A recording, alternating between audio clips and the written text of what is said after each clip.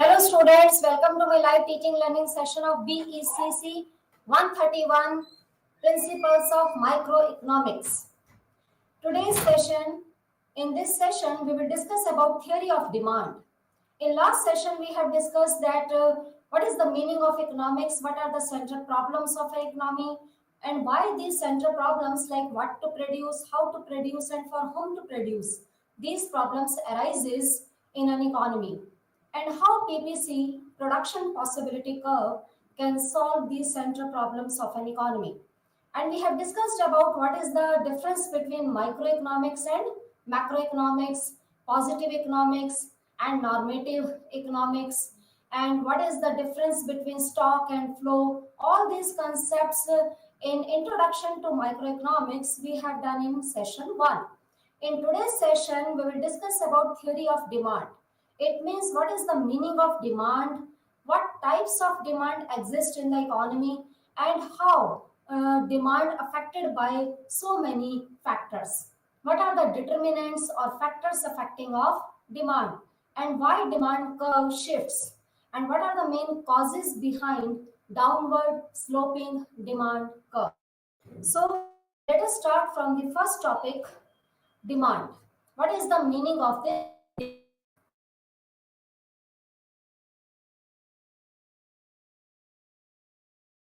Desire, willingness, and if you want to buy a commodity, then you will definitely demand for that commodity. Demand means to uh, purchase any commodity which you are willing to buy. Demand in economics, an economic principle referring to a consumer's desire or willingness to purchase goods and services, and willingness to pay a price for a specific goods and services. It means in economics, demand refers to the quantity of a commodity which a consumer is willing to buy at a given price and at a given time period.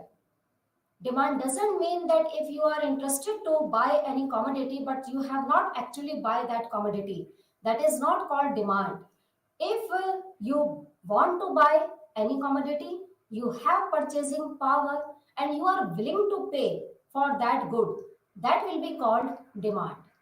So in economics, demand includes four main things or four main components included in demand. And that components are, number one is willingness to buy.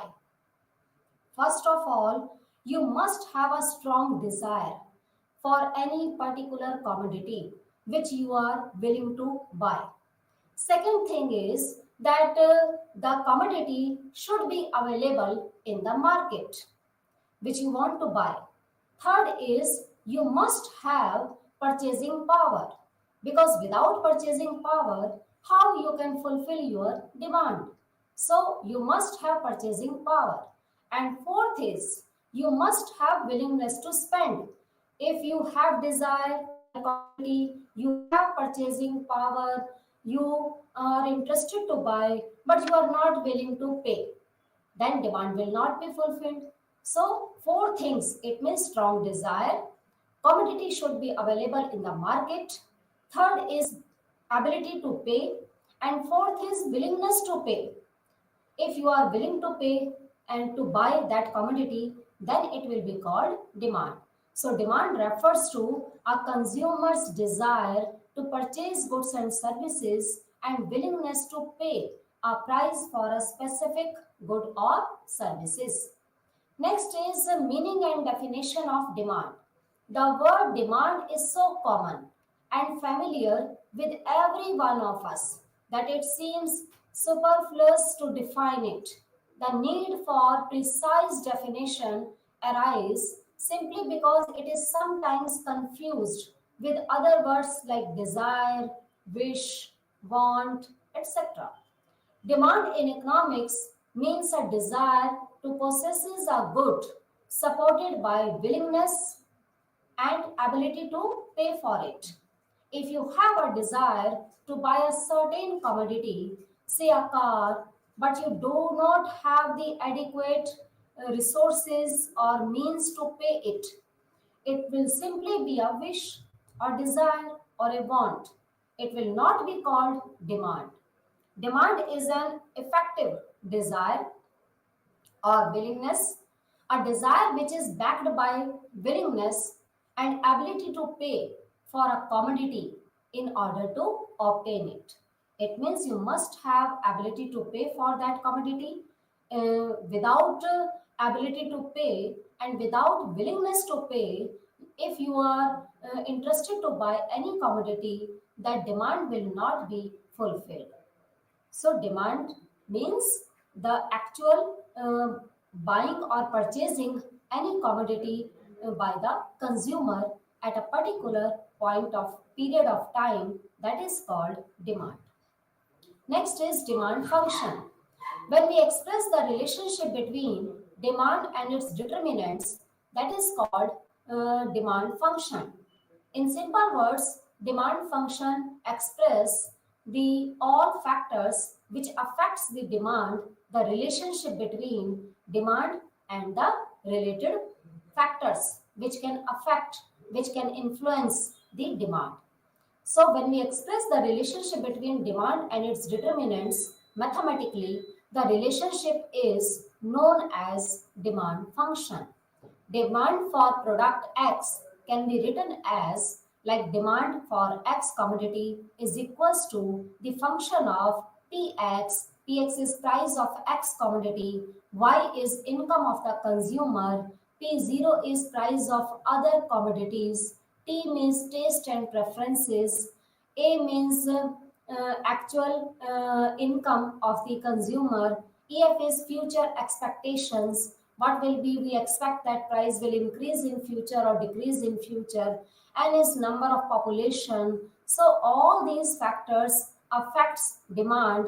So if we show the relationship between factors affecting of demand and demand for X commodity, that is called demand function. Now next is, what are the determinants of demand? You know that first of all, our demand affects by price of the commodity or price of the product. You know that price of the product inversely affects the demand for a commodity. Whenever price rises, demand falls. When price falls, demand rises. According to the law of demand, price and demand have inverse relationship with each other. Due to rise in price, consumer want to buy less. It means at higher price, demand will be lower, and at lower price, demand will be higher. Because each and every consumer, we assume that consumer are rational person, and rational person, being a rational person, consumer want to buy more goods and at a less price. So price and demand are inversely related with each other. So first of all, price of the commodity that inversely affects the demand for a commodity. Second point is price of related goods. Price of related goods or price of other commodities is known as that other commodities also affects the demand for a commodity. And we include in related goods, two types of goods are included. One is substitute and other is complementary. Substitute goods are those goods which can use in place of each other. For example, tea and coffee. If price of tea rises, then demand for coffee will rise. And if price of tea falls, then demand for coffee will also fall. And these are called substitute goods. And in case of complementary goods are those goods which always use together. For example, car and petrol, needle and thread, camera and reel, pen and refill. These things are interrelated with each other. When price of one commodity increases, for example, if price of car increases, then demand for petrol will fall. Why demand for petrol will fall? Because when price rises of a car, then people will not buy a car, then why they will demand for petrol? So if price of car rises, then demand for petrol will fall. So in case of complementary goods, there is an inverse relationship between price of one commodity and demand for other commodity. Third is consumers' income. Income of the consumer also affects the demand for a commodity because consumer income directly affects the demand for a commodity. When our income rises, then demand will also rise. When consumers' income falls, then demand will definitely falls. Goods may be normal goods, goods may be inferior goods, and goods may be necessities goods. So there are three types of commodities which affects the demand according to the consumer's income. Number one is normal goods. Normal goods are those goods which are generally demanded by consumer due to high income level. If income rises, demand for normal goods like TV, scooter, car, fridge, AC, etc. These are normal goods. So if income of the consumer rises, demand for normal goods rises. And if income of the consumer falls, demand for normal goods falls. And second is inferior goods. Inferior goods are those goods which are inversely related with level of income because inferior goods are those goods which are demanded by the person when his income is lower. If income is lower, then we will demand for inferior goods like tone milk. Tone milk is price is less than the full cream milk. But if doctor prescribed a person that you have to take tone milk, then it will not be called inferior. But if you are buying tone milk due to see the lower price of that product and your income is also lower, then you will demand for that product, that is called inferior good. So if you are demanding for bajra or if you are demanding for jowar and raw jute, etc., so these things are called inferior goods. Due to high level of income, you will demand less for inferior goods. And if your income is less, then you will demand more for inferior goods. There is an inverse relationship between income of the consumer and demand for inferior commodities. Third is necessities goods. Necessities goods are those goods which are demanded by consumer without any effect of increase or decrease in income level of the consumer. Either income increase or decrease, it doesn't affect the demand for a commodity because if you necessities goods are like wheat, rice, sugar, and salt, water, these things are necessities goods. Without these goods we can't survive. So in case of necessities good, there is no effect of consumers income on the demand for necessary goods. So demand will be inelastic and curve will be vertical parallel to the y-axis. Fourth point is consumers' taste and preferences. Consumer taste and preferences also affects the demand for a commodity. If consumer taste and preferences are favorable for a commodity, then definitely he will demand more. And if his taste and preferences are not favorable for a commodity, then his demand will be less. Next is advertisement expenditure.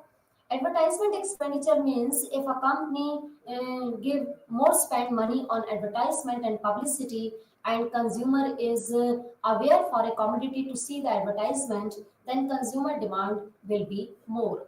And if there is a less publicity expenditure or advertisement expenditure, then people will not aware for a commodity, then they will not buy and their demand will be less. Next is consumer expectations. Consumer expectations mainly related with future price. Consumer expect that if price will decrease in future, then his demand will also increase in future, not in present. So if consumer expect that price will increase in future, then consumer will demand more in present. And if consumer expect that price will decrease in future, then consumer present demand will fall and future demand will rise. Next is demonstration effect. Sometimes we demand for a commodity not for actually for us or actually we need that commodity.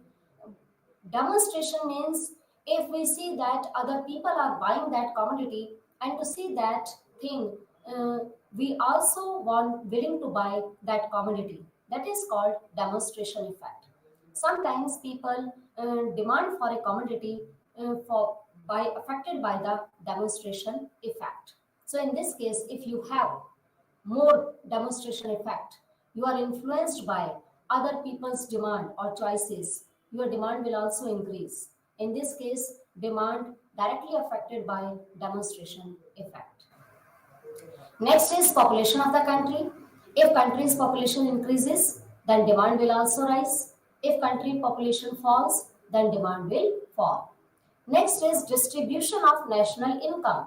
Distribution of national income means if government distributed national income among the country people equally, it means all the country people will be same or equal. They will get same level of income. Their purchasing power will also remain same and their demand will rise. But if income distribution is unequal, then society will divide it into two categories. One is rich, other is poor. And one is, we can say that haves and other is haves not. In this case, very few people will be rich and most of the country people will be called poor. In this case, aggregate demand will fall.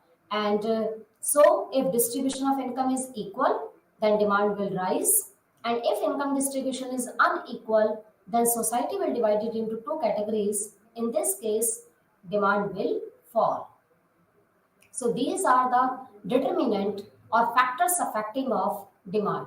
One is price of the commodity, next is price of related goods, third is consumers income, fourth is consumers taste and preferences, fifth is advertisement expenditure, next is consumers expectation, next is demonstration effect, next is population of the country and distribution of national income. Now next is determinants of demand. As we have discussed about this, for price of the commodity is the main factors affecting of demand. It shows the inverse relationship between price and quantity demanded. And price of related goods mainly include two types of commodities. One is substitute and other is complementary. And in case of substitute goods like tea and coffee, there is a direct relationship between price of a commodity and the demand for other commodity or its substitute good. And in case of complementary goods like ink and pen, there is an inverse relationship between price of a commodity and demand for its complementary good. Next is change in distribution of wealth. If an equal distribution of wealth is brought about in a country, then there will be less demand for expensive luxuries goods. There will be more demand for necessary goods and comforts item. So if distribution of wealth is equal, then luxurious product demand will be less, but necessities goods and comforts goods demand will be higher. Next is change in price of the substitute. If the price of a particular commodity rises, people may stop further purchase of that commodity and spend money on its substitute, which is available at a lower price. Thus, we find a change in demand can also be brought about by a change in the price of the substitute good. For example, if price of tea rises, then demand for coffee will rise, but demand for tea will fall. So there is an inverse relationship between price of tea and demand for tea. But there is a positive relationship between one commodity's price and demand for other commodity if both are substitutable to each other. For example, price of tea rises, then definitely demand for coffee will rise. Next is demand schedule. What is the meaning of demand schedule? Demand schedule is known as demand table, and demand schedule is a tabular presentation of a commodity if we present our different quantity demanded at the given different prices, that is called demand schedule. So demand schedule is a numerical tabulation that shows the quantity of demanded commodity at different prices. Demand schedule may be of two types. One is individual demand schedule and second is market demand schedule. Individual demand schedule shows only individual persons different quantity demanded of a commodity at different level of prices.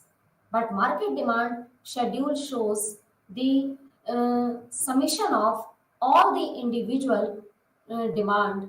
If we sum up all the individual demand at different prices, then we can get market demand schedule. And what is demand curve? Demand curve is a graphical presentation of demand schedule. If we graphically show demand schedule, that is called demand curve. So demand curve is a graphical presentation of quantities of a commodity demanded by the consumer at various possible prices in a period of time. Next is demand schedule. For example, this here price of sugar is given rupees 20, 25, 30, 35. As well as price increases, you know that there is an inverse relationship between price and quantity demanded. So when price of sugar will rise, then demand for sugar will fall. So quantity demanded is at 20 rupees price, demand will be 5. When price rises by 20 to 25, then quantity demanded falls from 5 to 4. And if price rises again 25 to 30, at this price demand is 3. And at 35 rupees price, demand is 2. So demand schedule shows different quantity demanded of a commodity at different possible prices or given prices. So this is called demand schedule. It's a tabular presentation of a quantity of a commodity at different level of prices. And demand curve is a graphical presentation of demand schedule. So there is an inverse relationship between the price of a commodity and quantity demanded. So demand curve slope is always downward from left to right, and demand curve shows downward sloping curve shows inverse relationship between price and quantity of a commodity. It's a negative slope indicating the inverse relationship between quantity demanded and price. As the price increases, quantity demanded decreases, and vice versa. And we can say that if price decreases, then demand will rise. So demand curve slope is always downward from left to right. Now this is market demand schedule. Market demand schedule is the summation of individual demand schedule. In this table, here price of ice cream is given 1, 2, 3, 4, and that quantity demanded by a individual person is given 4, 3, 2, and 1. And B's demand is also given 5, 4, 3, 2. When price rises, demand falls. In case of any individual person, either it may be A consumer or B consumer, whenever price rises, demand falls.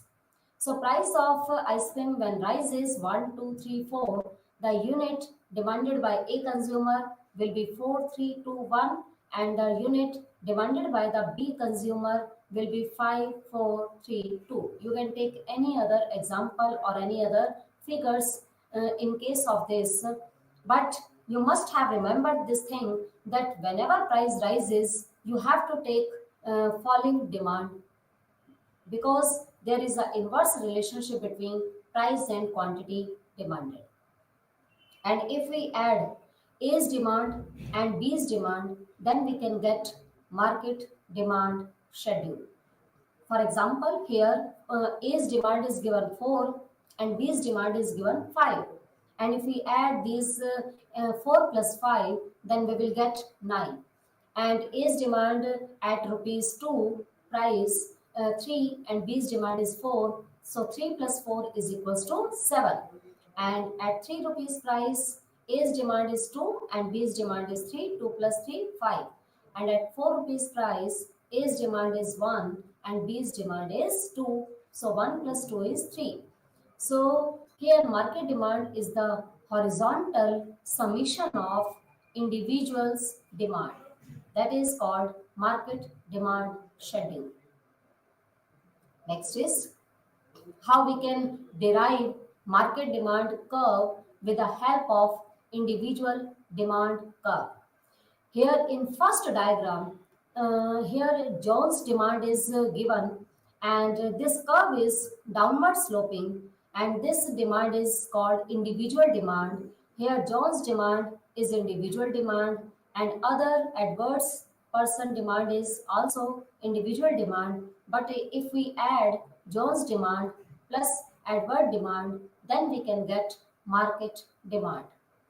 In case of a market demand, demand curve will be more flatter. But in case of individual demand, demand curve will be more steeper. So market demand, because market demand is the summation of individual demand, so market demand curve will be more flatter and individual demand curve will be steeper because individual demand curve shows individual quantity demanded of a commodity by a single person at given prices. So market demand curve will be more flatter and individual demand curve will be steeper. Next is the difference between individual demand and market demand. What is the difference between these two concepts? As you know that individual demand is demanded for a commodity by an individual person or single firm or a consumer, and market demand is the sum total of all the consumers' demand or the firms in the market. Individual demand is shown by individual demand schedule and individual demand curve, and market demand is shown by market demand schedule and market demand curve. Individual demand is a part of market demand, but market demand is the summation of or total of or aggregate of individual demand. Individual demand curve is relatively steeper and market demand curve is relatively flatter. Individual demand has a narrow scope as it is related to the taste and preferences of a consumer only, but market demand scope is broader because it is related to the taste and preferences of the all consumers. Individual demand represent different quantities of a commodity preferred by an individual at different prices in the market. And market demand refers to different quantities of a commodity preferred by all consumers at different prices in the market. So this is the basic difference between individual demand and market demand. Now next is law of demand. What is the meaning of this law of demand? When if other things or all other things remaining constant or equal or ceteris paribus, when price rises, demand falls, and price falls, demand rises. There is an inverse relationship between price and quantity demanded. So law of demand explain the inverse relationship between price and quantity demanded if other things or other factors which affects the demand, it should be remain constant. What are the other factors? Like the price of related goods, taste and preferences, income of the consumer, future expectation, size of population, distribution of income, advertisement expenditure. All these factors, if these factors remains constant, then only price will affect inversely to the demand for a commodity. Price is the main cause. Causes in quantity demanded is the effect. So price and quantity have inverse relationship when discussing demand. So if other things remaining constant or ceteris paribus or other things remains constant or equal. As price rises, quantity demand decreases due to the income effect and substitution effect. This is known as law of demand. It is stated by Marshall. Marshall propounded this theory of demand. Now, what are the assumptions of law of demand? In this, according to this law of demand, we assume that, or Marshall assumed that, income of the consumer should remain constant. There should be no change in taste and preferences of the consumer. There should be no change in fashions and habits of the consumer. Price of related goods like substitute and complementary should also remain constant. No future expectation and no change in weather and population size. So if all these things remains constant, then definitely price will affect the demand for a commodity, and both have inverse relationship. Due to rise in price, demand falls, and due to fall in price, demand rises. Now next is why demand curve slopes downward. What are the reasons behind this? There are so many reasons of downward sloping demand curve. Number one is law of diminishing marginal utility. This law is also propounded by Marshall. According to Marshall, if consumer is buying only a single commodity, or if consumer is consuming a single commodity continuously without any break, then as well as he increase the number of units of a commodity, then the satisfaction which he derived from that commodity will start falling. So there is an inverse relationship between units of the commodity and the satisfaction which derive from the consumption of that commodity. So more units, less satisfaction; less units, more satisfaction. And price and demand also inversely related with each other. Due to rise in price, demand falls, and due to fall in price, demand rises. If there is an inverse relationship between utility and units and price and demand, then demand curve will be definitely downward sloping curve. Next is income effect. In this case, we assume that if monetary income of the consumer will not change, due to fall in price, the purchasing power of the consumer will rise. That is called real income. So due to fall in price, real income of the consumer will increase, and due to rise in price, real income of the consumer will fall. So there is an inverse relationship between real income and price. That's why demand curve slopes downward. Third is substitution effect. You know that substitute goods are those goods which can use in place of each other. For example, tea or coffee. If price of tea rises, then demand for coffee will rise. But due to rise in price of tea, demand for tea will fall. So there is an inverse relationship between price of tea and demand for tea. That's why demand curve slopes downward. Change in the number of consumers. If price of any commodity falls, then number of consumers who are demanded for a commodity, they will demand more for that commodity. And if a price rises, then number of consumers will fall. So there is an inverse relationship between price and number of consumers. Because if price falls, the person who are not buying that commodity, they will also attract at lower prices and demand for more that commodity. So number of consumer will rise at lower price and number of consumer will fall at higher price. There is an inverse relationship between price and demand. That's why demand curve slopes downward. And next, fifth point is diverse uses of commodity. Some commodities have diverse uses. For example, electricity we can use for different purposes. Milk can use for different purposes. Water can use for different purposes. Some commodities have different uses or diverse uses. When price rises, then demand for that commodity will fall, because if electricity price will go up, then we will limited use the electricity, and we use electricity in those cases where that is necessary, but not in all things. But if price falls, then we can use in so many other activities also. So according to the rise in price, demand will fall, and fall in price, demand will rise. There is an inverse relationship. That's why demand curve slopes downward.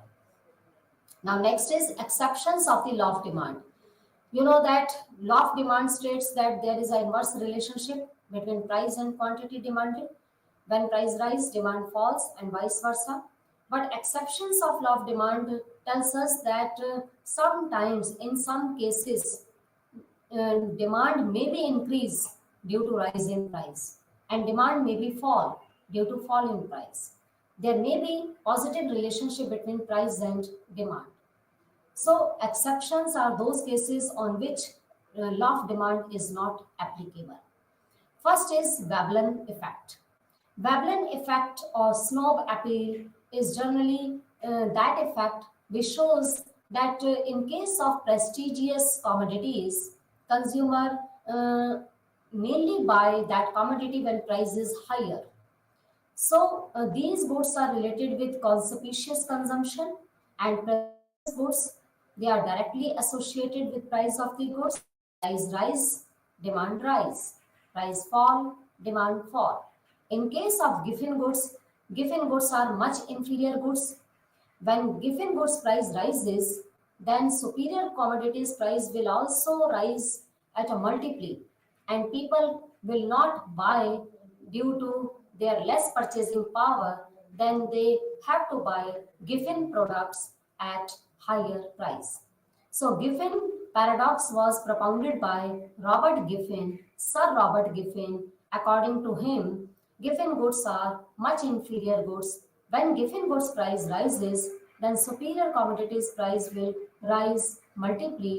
In case of rise in price of superior good, consumer will not be able to afford that product, so that in necessarily consumer will buy Giffen products at higher price and less demand for Giffen products at lower price. So there is a positive relationship between price of Giffen goods and demand for Giffen goods.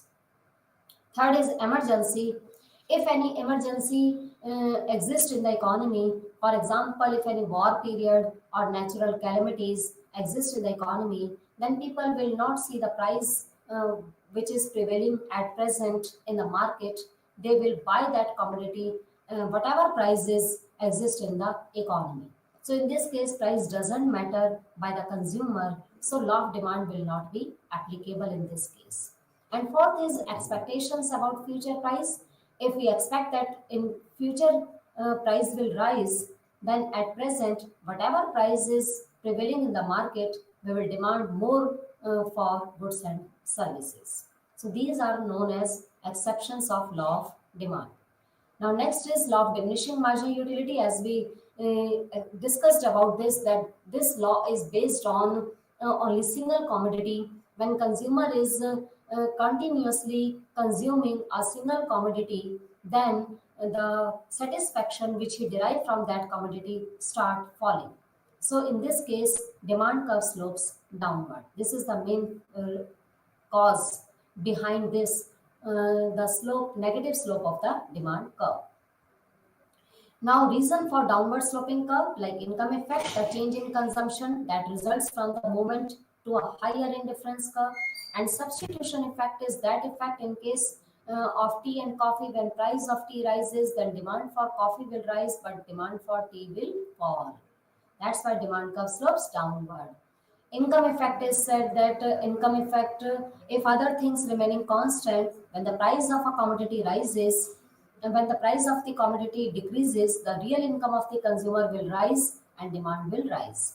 So due to rise in price, real income will fall, and due to fall in price, real income will rise. In this case, there is an inverse relationship between price and real income. That's why demand curve slopes downward. Next is exceptional cases. As we have discussed that in some rare situations, law of demand does not hold good.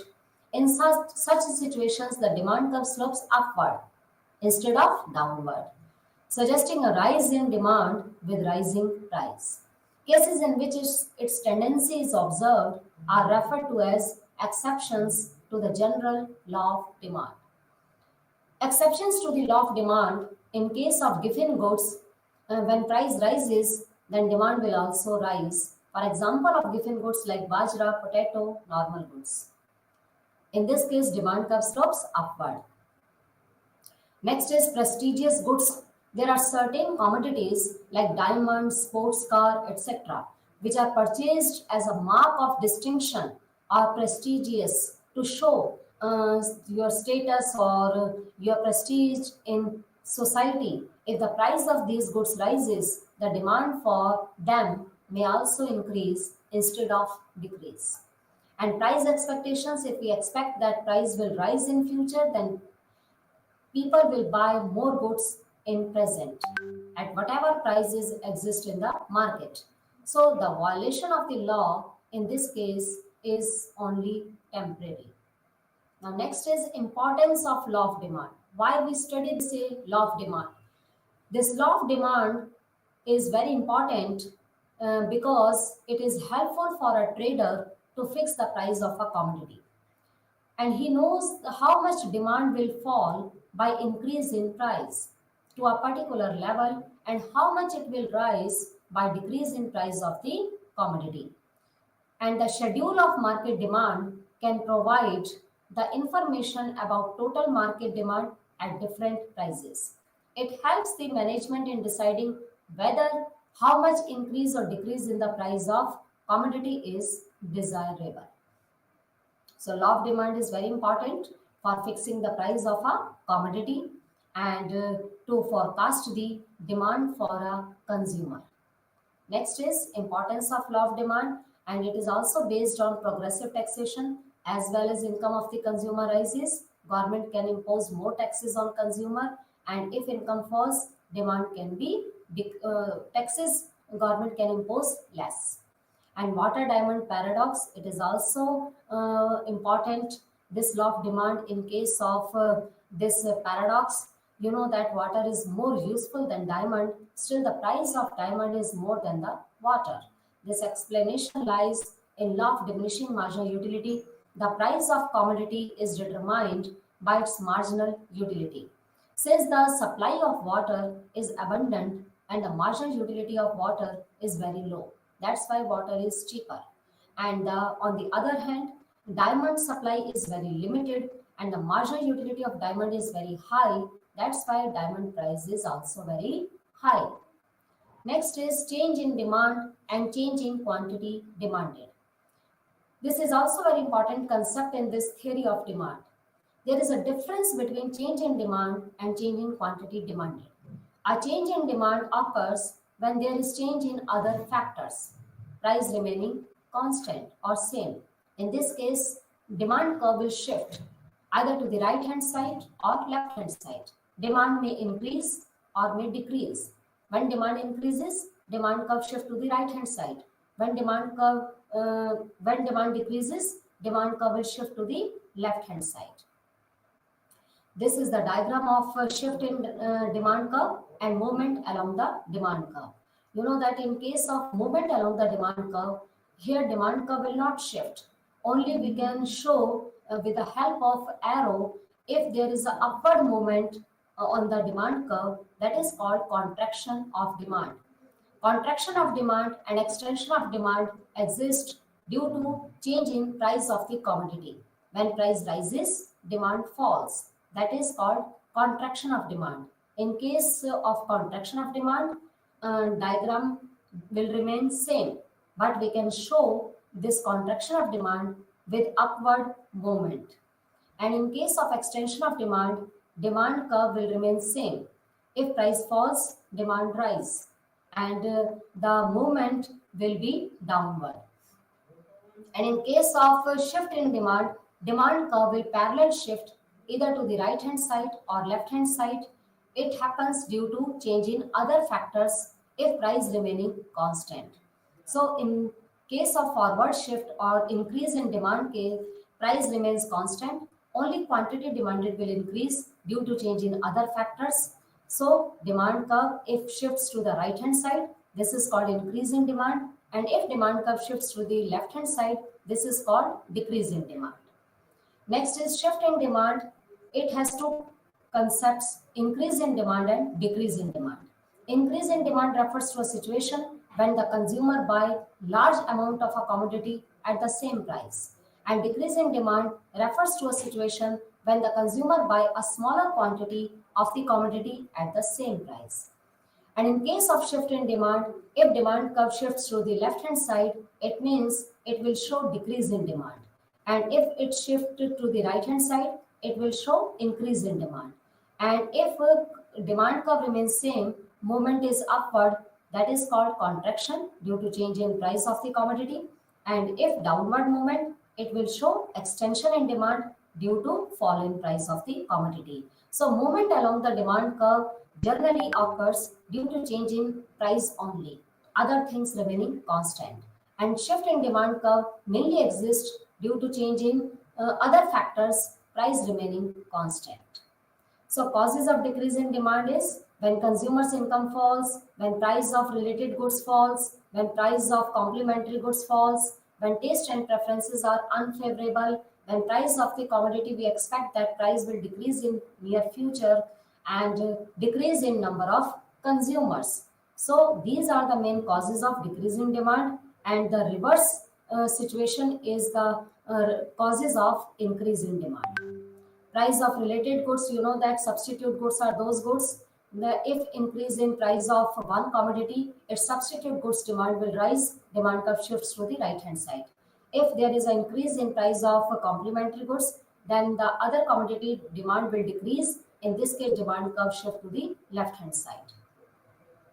In case of normal goods, if demand rises due to rise in income, demand curve shifts to the right hand side. In case of inferior goods, demand curve shifts to the left hand side. Now we can conclude from the today's session discussion that we have discussed theory of demand. In this, we have discussed that what is the meaning of demand.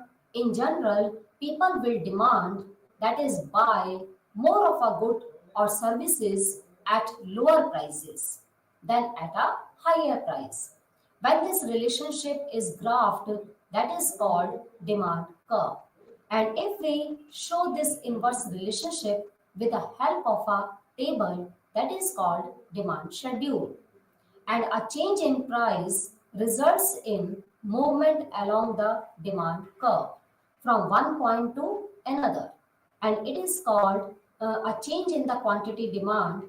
And if demand shifts from rightward to leftward or leftward to rightward, that is called increase or decrease in demand. So in today's session, we have discussed about all the concepts of demand and its determinant factors. Thank you.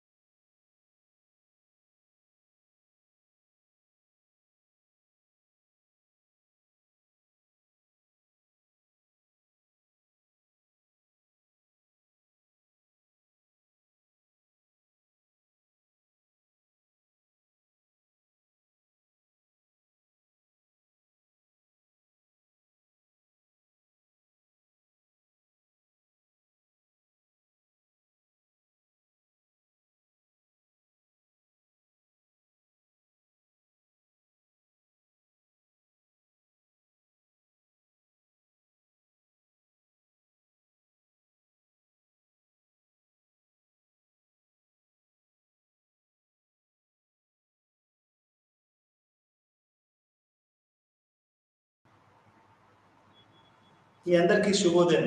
ఈరోజు మనం ఒక కొత్త పాఠంతో మనం కొత్త పాఠాన్ని నేర్చుకుందాం. మనము ఇప్పటివరకు అసలు సోషల్ స్ట్రాటిఫికేషన్ అంటే ఈ యొక్క వర్గీకరణ, అసలు సమాజంలో ఎట్లాంటి విషయాలు ఉంటాయి అవన్నీ కూడా అయిపోయింది కదా. కొత్తగా మనం ఈరోజు ఒక 20వ శతాబ్దంలో అత్యంత ముఖ్యమైనటువంటి ఒక సబ్జెక్ట్ గురించి మనం ఈరోజు మాట్లాడుకుంటున్నాం. గత పాఠాల్లో కాకుండా ఈ పాఠం ఏంటంటే చలనచిత్రాలు, ఆ తర్వాత చలనచిత్రాలు కానివ్వండి, డాక్యుమెంటరీ కానివ్వండి, అది సోషియాలజీలో మరియు ఆంథ్రపాలజీలో ఏ విధంగా వాడతారు, అది అసలు చలనచిత్రాలను సామాజిక శాస్త్రాలకు గల సంబంధం ఏంటి, మనం ఈ రెండింటిని ఏ రకంగా మనము సంబంధం చూడొచ్చు. ఆంథ్రపాలజీ మరియు చిత్ర నిర్మాణము మరియు వచనము అండ్ చిత్రం అంటే టెక్స్ట్ అండ్ ది ఇమేజ్. ఈ టెక్స్ట్ అంటే ఏంటి, ఇమేజ్ అంటే ఏంటి, అసలు మొత్తంగా ఈ యొక్క చలనచిత్రాలకు, సోషియాలజీకి మరియు ఈ యొక్క ఆంథ్రపాలజీకి గల సంబంధం ఏంటి అంటే, మనం ఇప్పటివరకు సామాజిక శాస్త్రాల్లో పరిశోధన అంటే అదేంటి అంటే పోయి జనాలతో ఉండి అక్కడ వాళ్ళతో పబ్లిక్తో ఇంటరాక్ట్ అయిపోయి వాళ్ళ యొక్క జీవితాన్ని చిత్రీకరించి నోట్బుక్లో రాసుకొని ఆ తర్వాత దాన్ని మనం డాటాగా దాన్ని మార్చేసేసి ఆ తర్వాత దాన్ని కై-స్క్వేర్ టెస్ట్ అని అట్లా రకరకాల టెస్టులు చేసేసి దాని ద్వారా వచ్చినటువంటి రిజల్ట్స్ను అనలైజ్ చేయడం అనేది జరిగేది. అయితే 20వ శతాబ్దంలో ఏమవుతుంది అంటే రోజుకి యొక్క పరిశోధన యొక్క పరిస్థితులు దాని యొక్క మొత్తం మారుతుందని చెప్పొచ్చు. ఎట్లా అంటే ఇంతకుముందు ఎథ్నోగ్రఫీ అనేది లేదు. ఎథ్నోగ్రఫీ అంటే ఏంటి అంటే, ఎథ్నో అంటే పీపుల్ అండి. మీరంతా చాలా సాదాసీదాగా అర్థం చేసుకోవాల్సింది ఏంటంటే, ఎథ్నో అంటే పీపుల్ ప్రజలు ఏ రకంగా తమ యొక్క నిత్య జీవితంలో వాళ్ళు తమ దైనందిక జీవితంలో ఒక వాస్తవికతను వాళ్ళు చెప్పగలుగుతారు. ఇప్పుడు మనం ఏదైతే సభ్య సమాజం అనుకుంటున్నామో ఆ సభ్య సమాజము నిజం అనుకునేది అది గిరిజన జీవితాలలో లేకపోతే ఇంకా వెనుకబడ్డ జీవితాలలో అది నిజం కాకపోవచ్చు. అంటే ఇట్లా మనం ఏదైతే నిజం అనుకుంటున్నామో చాలా కులాలు మతాలలో అది నిజం కాదు. దాన్ని మనం ఎట్లా అర్థం చేసుకోవాలి అంటే ఎథ్నోగ్రాఫిక్ రీసెర్చ్ అంటారు. ఎథ్నోగ్రాఫిక్ రీసెర్చ్ అంటే అసలు జనాలు వాళ్ళ యొక్క ఆలోచన నుంచి వాళ్ళు ఏ విధంగా సత్యాన్ని వాళ్ళు నిర్మిస్తున్నారు, వాళ్ళ యొక్క టూల్స్ ఏంటి అనేది మనం అర్థం చేసుకోవాలి. దీన్ని ఏమంటారంటే ఎథ్నోగ్రాఫిక్ స్టడీస్ అంటారు. ఎథ్నోగ్రాఫిక్ స్టడీస్ అనేది గిరిజనుల మీద కావచ్చు, లేకుంటే వెనుకబడ్డ జాతుల మీద కావచ్చు, లేకుంటే దళితుల మీద కావచ్చు, లేకుంటే స్త్రీల మీద కావచ్చు, లేకుంటే డ్వాక్రా గ్రూప్స్ మీద కావచ్చు, అది ఏ రకమైనటువంటి వాటి మీదైనా కానీ మనం ఎథ్నోగ్రాఫిక్ అకౌంట్స్ అనేది చేయొచ్చు. ఎథ్నోగ్రఫీ అంటే మీకు బెస్ట్ ఉదాహరణ చెప్పాలి అంటే మాల్నోవ్స్కీ ట్రబుల్ అండ్ ఐలాండర్స్ అనే ఒక దీవిలో ఈ ఎథ్నోగ్రఫీ అనే ఒక దాన్ని వాడాడు. అదేవిధంగా మాల్నోవ్స్కీ చేశాడు. ఇంకోటి న్యూయార్స్ మీద ఇవాన్ పిచార్డ్ చేశాడు. ఇవాన్ పిచార్డ్ చేసినటువంటి ది సెక్షువల్ లైఫ్ ఆఫ్ న్యూయార్స్, ఇది కూడా ఒక ఎథ్నోగ్రఫిక్ అకౌంట్. అంటే ఒకటేనండి, మీరు ఇక్కడ గుర్తుపెట్టుకోవాల్సిన అవసరం ఏంటి అంటే ఎథ్నో అంటే పీపుల్, ఎథ్నోగ్రఫీ అంటే ప్రజలు తమ యొక్క దైనందిక జీవితంలో ఏ విధంగా గడుపుతున్నారు, వాళ్ళు తమ విశ్వాసం అంటే ఒక సత్యం పట్ల వాళ్ళు ఎటువంటి విశ్వాసాన్ని కలిగి ఉన్నారు, మనం అనుకున్నటువంటి సత్యానికి వాళ్ళు అనుకున్నటువంటి సత్యానికి గల తేడా ఏంటి అనేది ఎథ్నోగ్రఫీ అనేది చెప్తా ఉంది. అయితే దీన్ని రెండు రకాలుగా మనం అది నిర్మించవచ్చు. ఒకటేమో రాయడం ద్వారా, రెండోదేమో సినిమా ద్వారా. అంటే సినిమా అంటే డాక్యుమెంటరీ అంటే ఏంటి అంటే రా ఫుటేజ్. ఇప్పుడు సినిమా అనుకోండి, సినిమా అంటే దాని వెనకాల మ్యూజిక్, ఆర్ట్, ఏదో రకరకాలైనటువంటి అవి వస్తాయి. కానీ ఎథ్నోగ్రాఫిక్ డాక్యుమెంటరీలు ఏంటంటే మీకు ఎటువంటి ఉన్నట్టు చూపించడం. ఇప్పుడు మీ అందరికి తెలుసు, భారతదేశంలో సత్యజిత్ రే సినిమా ప్రపంచంలోనే అతి పెద్ద పేరుగాంచినటువంటి ఆయన పెద్ద డైరెక్టర్. ఆయన తీసినటువంటి పతేర్ పంచాలి అనేది ప్రపంచవ్యాప్తంగా అది ఒక ఆస్కార్ అవార్డు తీసుకొచ్చినటువంటి సినిమా పతేర్ పంచాలి. అదే రకంగా అబ్బాస్ కిరస్తామి ఉన్నాడు. అబ్బాస్ కిరస్తామి సినిమాలు కూడా ఒక రా ఫుటేజ్ అంటే అవి వాస్తవికత, అంటే ఉన్నట్టు చూపించడం. అంటే జనాల్ని మళ్ళీ వారికి సినిమాలు దాంట్లో పాటలు కలిపి దాంట్లో ఇంకేదో కలిపి అట్లా కాకుండా మొత్తం దాన్ని ఆ డాక్యుమెంటరీ అంటేనే అదేంటి అంటే ఉన్న వాస్తవాన్ని ఉన్నట్టుగా చెప్పడాన్ని మనము డాక్యుమెంటరీ అని చెప్పొచ్చు. ఇది ఆంథ్రపాలజీ మరియు సోషియాలజీలో ఒకే ఒకటి గుర్తుంచుకోవాల్సింది ఏంటి అంటే రాయడమే కాదు, దాన్ని మనం ఫోటోగ్రఫీ తీయడము, ఆ తర్వాత దాన్ని సినిమాగా తీయడము, సినిమాగా తీసిన దాన్ని ఎడిట్ చేసి రకరకాల ఫోటోలు తీసి ఎడిట్ చేసి ఆ తర్వాత ఒక పుస్తకంగా తీసుకురావడం అనేది కూడా సామాజిక శాస్త్రాలలో మరియు ఆంథ్రపాలజీలో చాలా ప్రముఖమైనటువంటి పాత్ర వహిస్తుందని చెప్పొచ్చు. ఇది ఎప్పటి నుంచి మొదలైంది అంటే ఎప్పుడైతే రెండో ప్రపంచ ఆ, రెండో ప్రపంచ యుద్ధ కాలం తర్వాత ఏమైంది అంటే ఈ యొక్క ఫోటోగ్రఫీ మరియు కెమెరాలు వీటి యొక్క ప్రాధాన్యత పెరిగింది. ఎట్లా అంటే ఒక చిత్రము చాలా మనం ఒక చిత్రం చూసాం అనుకోండి, ఇప్పుడు మనము 100 మాటలు చెప్పుడు వేరు, ఒక వ్యాసం రాసుడు వేరు. అదే ఒక చిత్రాన్ని చూస్తే అది ఎక్కువగా మనకు అది సత్యాన్ని చెప్పినట్టు అవపడుతుంది. అయితే ఇక్కడ మనం గమనించవలసింది ఏంటి అంటే మనం చిత్రాన్ని పూర్తిగా నమ్మాలా, అసలు చిత్రం వెనకాల ఆ చిత్రం తీసినటువంటి వ్యక్తి ఏ భావాలను కూడా మనం చూడాలా, అతను ఏ సందర్భంలో ఆ చిత్రం తీశాడు, ఏ రకంగా ఆ చిత్రం తీశాడు, ఆ చిత్రానికి ఆ తీసిన వ్యక్తికి గల సంబంధాన్ని కూడా చూడాలా. ఇది మనం చాలా జాగ్రత్తగా గమనించవలసి ఉంటుంది.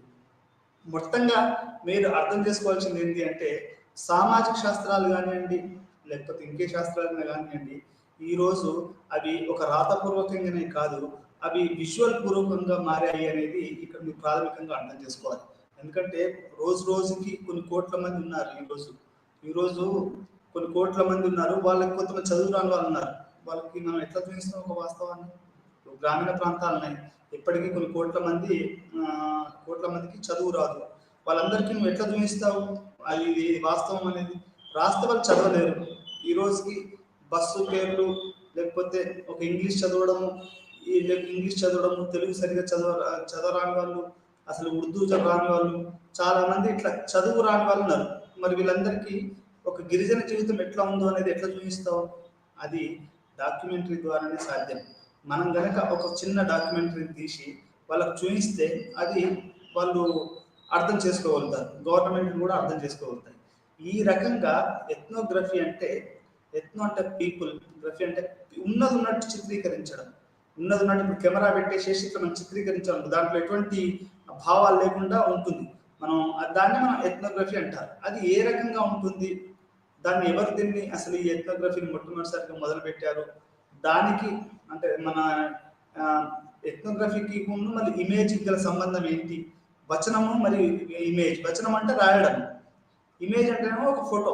ఈ రెండింటికి మధ్యలో సంబంధం ఏంటి అనేది కూడా మనం ఈరోజు చూడవలసినటువంటి అది ఎథ్నోగ్రఫీ నిర్మాణము ప్రక్రియ. అంటే ఈ యొక్క వచనము మరియు చిత్రము ఏ రకంగా అది నిర్మాణంలోకి వచ్చింది అనేది కూడా ఈరోజు మనము తెలుసుకోవాల్సిన అవసరం ఉంది.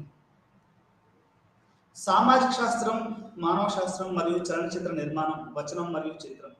ఫోటోగ్రాఫిక్ ఇమేజ్ లేదా ఫిల్మ్ అయిన దృశ్యం అనేది సంస్కృతి మరియు సమాజాన్ని అర్థం చేసుకోవడానికి ఒక ముఖ్యమైనటువంటి మార్గం. అంటే ఒక ఫిల్మ్ అయినా కానివ్వండి, ఒక దృశ్యమైనా కానివ్వండి, ఈరోజు సమాజాన్ని అర్థం చేసుకోవడానికి అది ఒక ముఖ్యమైన మార్గం. ఎలా అంటే ఈరోజు మీరు అందరు చూస్తూనే ఉంటారు, అందరు ఈరోజు ఒక్క క్షణం వాట్సాప్ ఆగిపోతాను, ఒక్క క్షణం యూట్యూబ్ ఆగిపోతాను, జనాలు చాలా మంది వాళ్ళ యొక్క అసలు ఆ శ్వాసలు అయిపోతాయి అన్నంత స్థాయిలో ఈరోజు అదేంటి సోషల్ మీడియాకు జనాలు అలవాటు పడిపోయారు. ఎక్కడో ఉన్న ఆఫ్రికాలకు సంబంధించిన విషయాలు కానివ్వండి, అమెరికాలకు విషయాలకు సంబంధించిన భూకంపాలకు సంబంధించిన విషయాలు కానివ్వండి, మనం ఎంతలో ఇన్స్టెంట్గా మనం యూట్యూబ్లో వాట్సాప్లలో చూస్తూ ఉన్నాం. అంటే ఏంటి దీని అర్థం ఏంటి అంటే ఒక ఫిల్మ్, ఒక దృశ్యము అనేది మనం సమాజాన్ని అర్థం చేసుకోవడానికి చాలా పనికొస్తుంది అనేది ఇక్కడ మనకు ఈరోజు ఎవరు చెప్పకపోయినా ఒక యూట్యూబ్లో ఒక సినిమా తీసి పెడితే ఇంతమంది థియేటర్లలో అక్కడిక్కడ రిలీజ్ కావాల్సి వచ్చింది సినిమా. నువ్వు కనుక ఒక మంచి సినిమా తీసేసి యూట్యూబ్లో రిలీజ్ చేస్తే అది దానికదే హిట్ అవుతుంది. అంటే ఇక్కడ నేను చెప్పదలసిన విషయం ఏంటంటే ఫోటోగ్రఫీ కానీ అది ఫిల్మ్ అయినా కానీ సంస్కృతి మరియు సమాజాన్ని అర్థం చేసుకోవడానికి ఒక ముఖ్యమైన మార్గం. అంటే అదొక సాధనంగా మనం చెప్పుకోవచ్చు. ఒక చిత్రం మన దైనందిన జీవితాన్ని రికార్డ్ చేస్తుంది. ఒక చిత్రము ఉందనుకోండి, అది మన దైనందిక జీవితం. మనం ఉదయం లేచిన కానీ ఏం చేస్తున్నాం, మన మధ్యాహ్నం ఏం పని చేస్తాం, మన వృత్తి ఏంటి అనేది మొత్తం కూడా ఈ యొక్క చిత్రం అనేది రికార్డ్ చేస్తుంది. మన సాంస్కృతిక, జాతి మరియు భాషాపరమైన అడ్డంకులను అధిగమించే భాషను అందిస్తారు. అంటే మనకు ఈ యొక్క సినిమా అనేది ఏం చేస్తుంది అంటే ఒక సమాజానికి కావాల్సినటువంటి అన్ని అడ్డంకుల్ని అది అది అధిగమించి అది మనకు ఒక కొత్త ఒక వాస్తవాన్ని మనం ముందట పెడుతుంది. చలనచిత్రం ప్రధాన స్రవంతి సినిమా లేదా డాక్యుమెంటరీ లేదా ఎథ్నోగ్రఫీ లాగా కావచ్చు. చలనచిత్రం ప్రధాన స్రవంతి సినిమా లేదా డాక్యుమెంటరీ లేదా ఎథ్నోగ్రఫీలా కావచ్చు. అంటే సినిమా అనేది 3 రకాలండి. ప్రధాన సినిమా ఉంటుంది, అదేంటంటే ఇప్పుడు చిరంజీవి కానివ్వండి, లేకపోతే రజనీకాంత్ కానివ్వండి, ఇట్లాంటి వాళ్ళంతా అది ప్రధాన స్రవంతి సినిమా. అలా కాకుండా డాక్యుమెంటరీ అంటే ఇప్పుడు మీరు డాక్యుమెంటరీ అంటే చాలా బీబీసీ డాక్యుమెంటరీస్ తీసుకోండి మీరు ఉదాహరణకి. అంటే ఇప్పుడు సూఫీజం మీద ఒక డాక్యుమెంటరీ ఉంది బీబీసీ వాళ్ళది. అది అంటే సూఫీల యొక్క జీవితం ఎలా ఉంటుంది, సాధు సన్యాసుల మీద ఒక డాక్యుమెంటరీ ఉంది. మీరందరికీ ఇంకోటి గుర్తు చేస్తాను మీ అందరికీ, మీ యొక్క చిన్నతనాన్ని. మనం చిన్నప్పుడు అంటే నా చిన్నతనంలో చూడరా బాబు ఒక బయోస్కోప్ అనేది ఇంట్లో వచ్చేది. ఆ బయోస్కోప్ ఏంటంటే మనం ఇట్లా చూడాలి. ఆ బయోస్కోప్ లో చూస్తే ఏంటంటే చూడరా బాబు చూడు, ఇది బాంబే చూడు, హైదరాబాద్ చూడు అని చిన్నపిల్లలకు ఈ యొక్క ఒక డబ్బా లాంటిది పెట్టి దాంట్లో సినిమాను ముంబై చూపించేవాళ్ళు. అదేవిధంగా చిన్నప్పుడు ఎట్లా ఉండేది అంటే ఒక చిన్న ఒక ఒక ఒక బాక్స్ పెట్టి దానికి అద్దం పెట్టి భూతద్దం పెట్టి దాని వెనకాల రీల్ పెట్టి గోడలకు ఇట్లా సినిమాలు వేసేవాళ్ళు.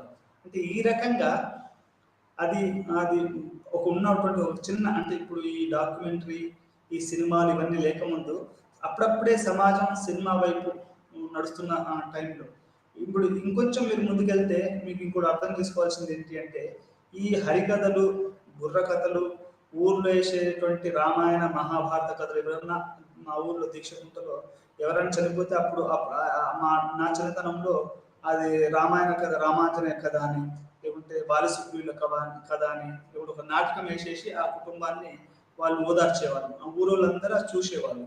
అట్లాంటి థియేటర్ అంటే అదేంటి అక్కడ ఒక సమాజాన్ని, ఒక గ్రామీణ సమాజం అర్థం చేసుకునే ఒక వాస్తవిక జీవితం అది కాస్త పోయింది.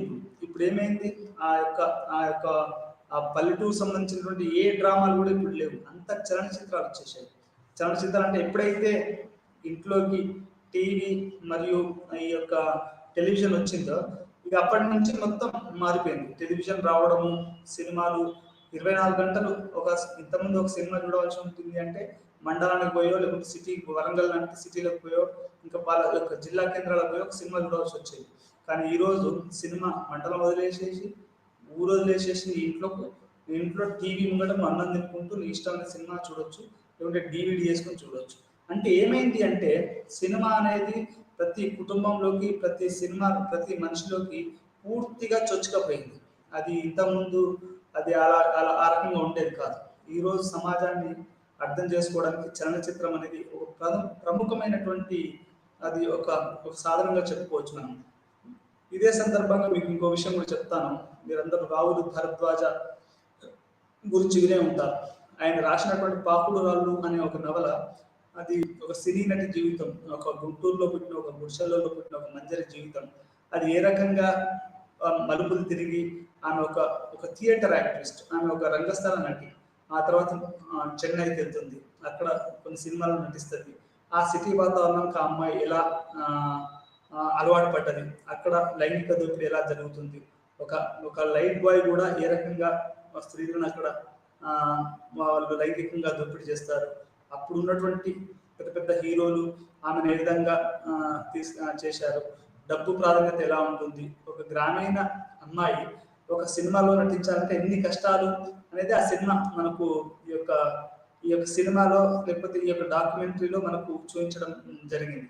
అంటే అది కొంతమంది ఏమంటారు అంటే అది సావిత్రి జీవితం అంటారు. ఆమె తాగి ఆ రకంగా వెళ్ళిపోయింది.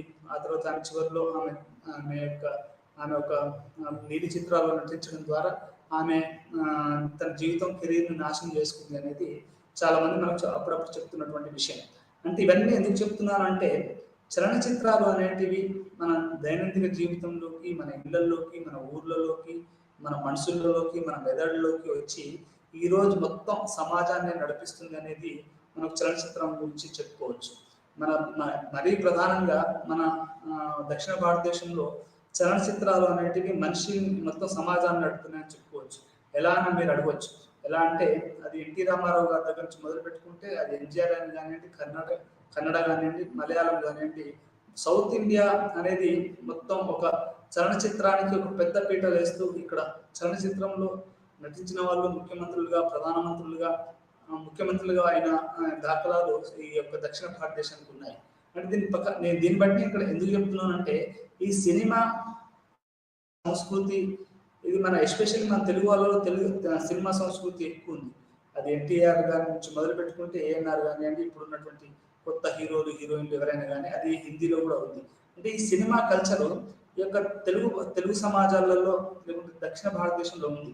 అదే రకంగా ఇక్కడ ఎథోగ్రఫిక్ అకౌంట్స్ అనేది తెలుసుకోవాలి. అది సినిమా, అది ప్రధాన స్రవంతి సినిమా. అంటే ప్రధాన స్రవంతి సినిమా అంటే ఆడవాళ్ళు వాళ్ళు వీళ్ళందరూ సినిమాలు పాటలు ఉంటాయి, అవన్నీ ఉంటాయి. అందరూ ఇంట్లో కూర్చొని ఆ సినిమాలు చూడడము, దాన్ని ఎంజాయ్ చేయడం అనేది, లేకపోతే ఎంజాయ్ చేయడం ఏదో చేస్తారు. అదే రకంగా ఇది కాకుండా డాక్యుమెంటరీ అని ఉంటుంది. డాక్యుమెంటరీ అంటే అది వాస్తవిక జీవితాన్ని చెప్పడం.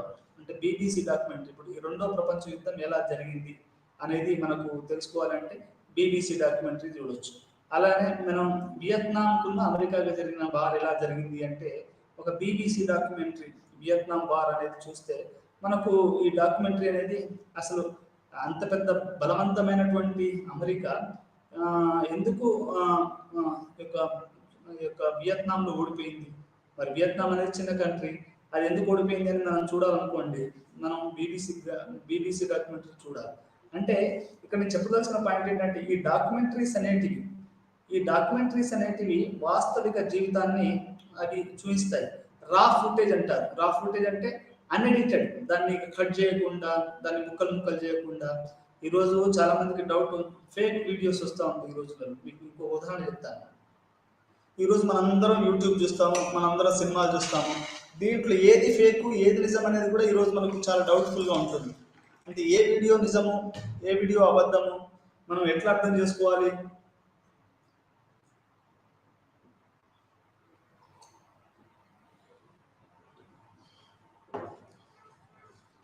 ఈరోజు ఎన్నో వీడియోలు వస్తుంటాయి, అవి ఏది నిజము ఏది అబద్ధము అనేది చెప్పడం కూడా కష్టం అయిపోయింది. అందుకని ఫ్యాక్ట్ చెక్ అని ఒకళ్ళు ఢిల్లీలో కొంతమంది యువకులు కలిసి అసలు ఏ వీడియో ఏ డాక్యుమెంటరీ కరెక్ట్ అనేది కూడా కొంతమంది నవ యువకులు కలిసేసి ఢిల్లీలో అది పెట్టడం జరిగింది, ఫ్యాక్ట్ చెక్ అని. అంటే ఈ వీడియో కరెక్టేనా లేకుంటే ఇది నిజమా అబద్ధమా? ఈ రోజులలో సోషల్ మీడియా ఎట్లా అయిపోయిందంటే ఈ సినిమా పిచ్చి లేకుంటే ఈ డాక్యుమెంటరీల పిచ్చి ఎక్కువ అయిపోయి అంటే ఇప్పుడు డాక్యుమెంటరీ చూడడం అనేది చాలా ఈజీ.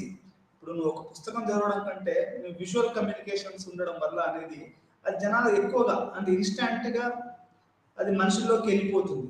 దీనివల్ల ఇది చాలా మంది రకరకాలుగా జనాన్ని ఆకట్టుకోవాలని లేకుంటే పబ్లిక్ తమ వైపు తిప్పుకోవాలని ఏదో రకరకాల టైటిల్స్ తోటి డాక్యుమెంటరీస్ చేయడము, రకరకాల వాటితోటి చేయడం అనేది ఈ రోజు కొత్తగా జరుగుతున్నటువంటి 20వ శతాబ్దపు పరిస్థితి. అయితే ఎథ్నోగ్రఫీ అంటే ఏంటి అంటే సినిమా ప్రధాన స్రవంతి సినిమా కాదు, డాక్యుమెంటరీ కాదు. ఎథ్నోగ్రఫీ అంటే ఒక విషయాన్ని చాలా క్షుణ్ణంగా మనం రాస్తున్న విధంగా ఉన్నట్టు తెరకెక్కించడాన్ని ఎథ్నోగ్రఫీ అని చెప్పుకోవచ్చు. మీరు నా చిన్నప్పుడు నేను సినిమాలకు వెళ్ళినప్పుడు government film division of India వాళ్ళు కొన్ని వేసేవాళ్ళు. అంటే అది గిరిజనుల గురించి అయినా కానివ్వండి, లేకపోతే భారతదేశంలోని రకరకాల విషయాల గురించి అయినా కానివ్వండి, మనకు గాంధీజీ గారి గురించి, దేశ స్వతంత్రం గురించి, ఇట్లాంటి వాటి గురించి డాక్యుమెంటరీస్ వేసేవాళ్ళు. అది డాక్యుమెంటరీ అని మనం చెప్పుకోవచ్చు.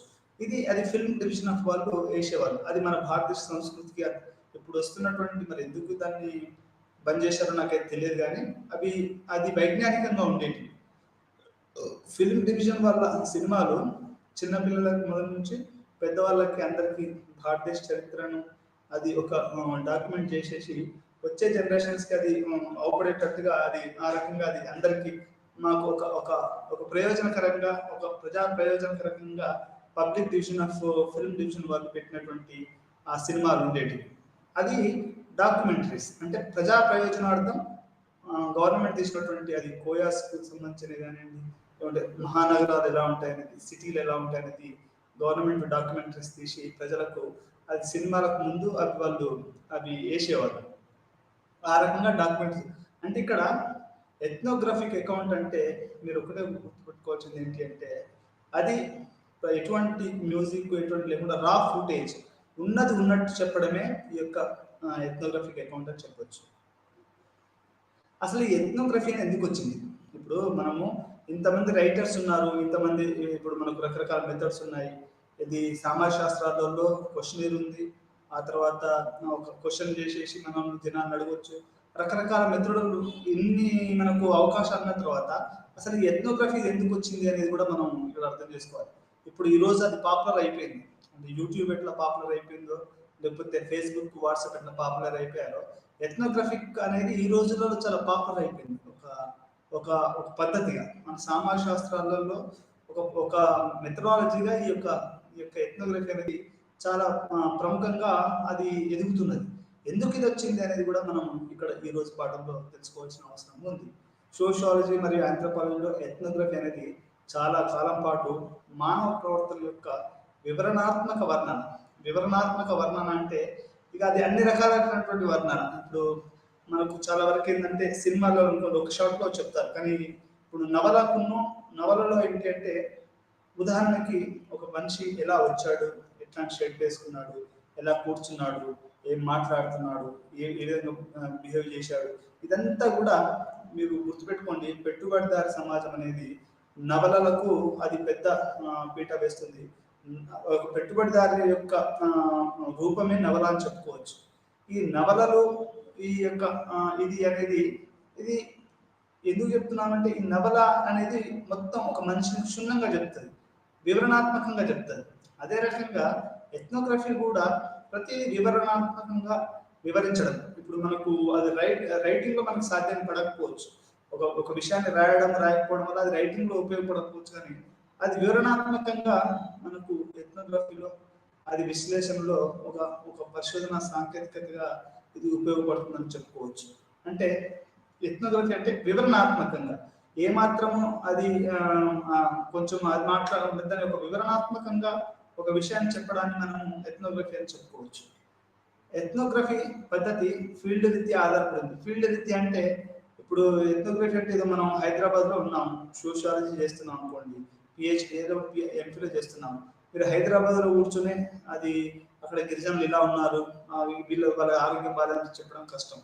నువ్వు అంటే ఒక గిరిజన మీద నువ్వు పరిశోధన చేస్తుంటే, ఇప్పుడు నా ఉదాహరణకి నేనే తీసుకుంటే నా ఎంఫిల్ వర్క్ నేను కోయా గిరిజనుల మీద పరిశోధన చేశాను. అది ఒక రకమైనటువంటి ఎథ్నోగ్రఫిక్ అకౌంట్.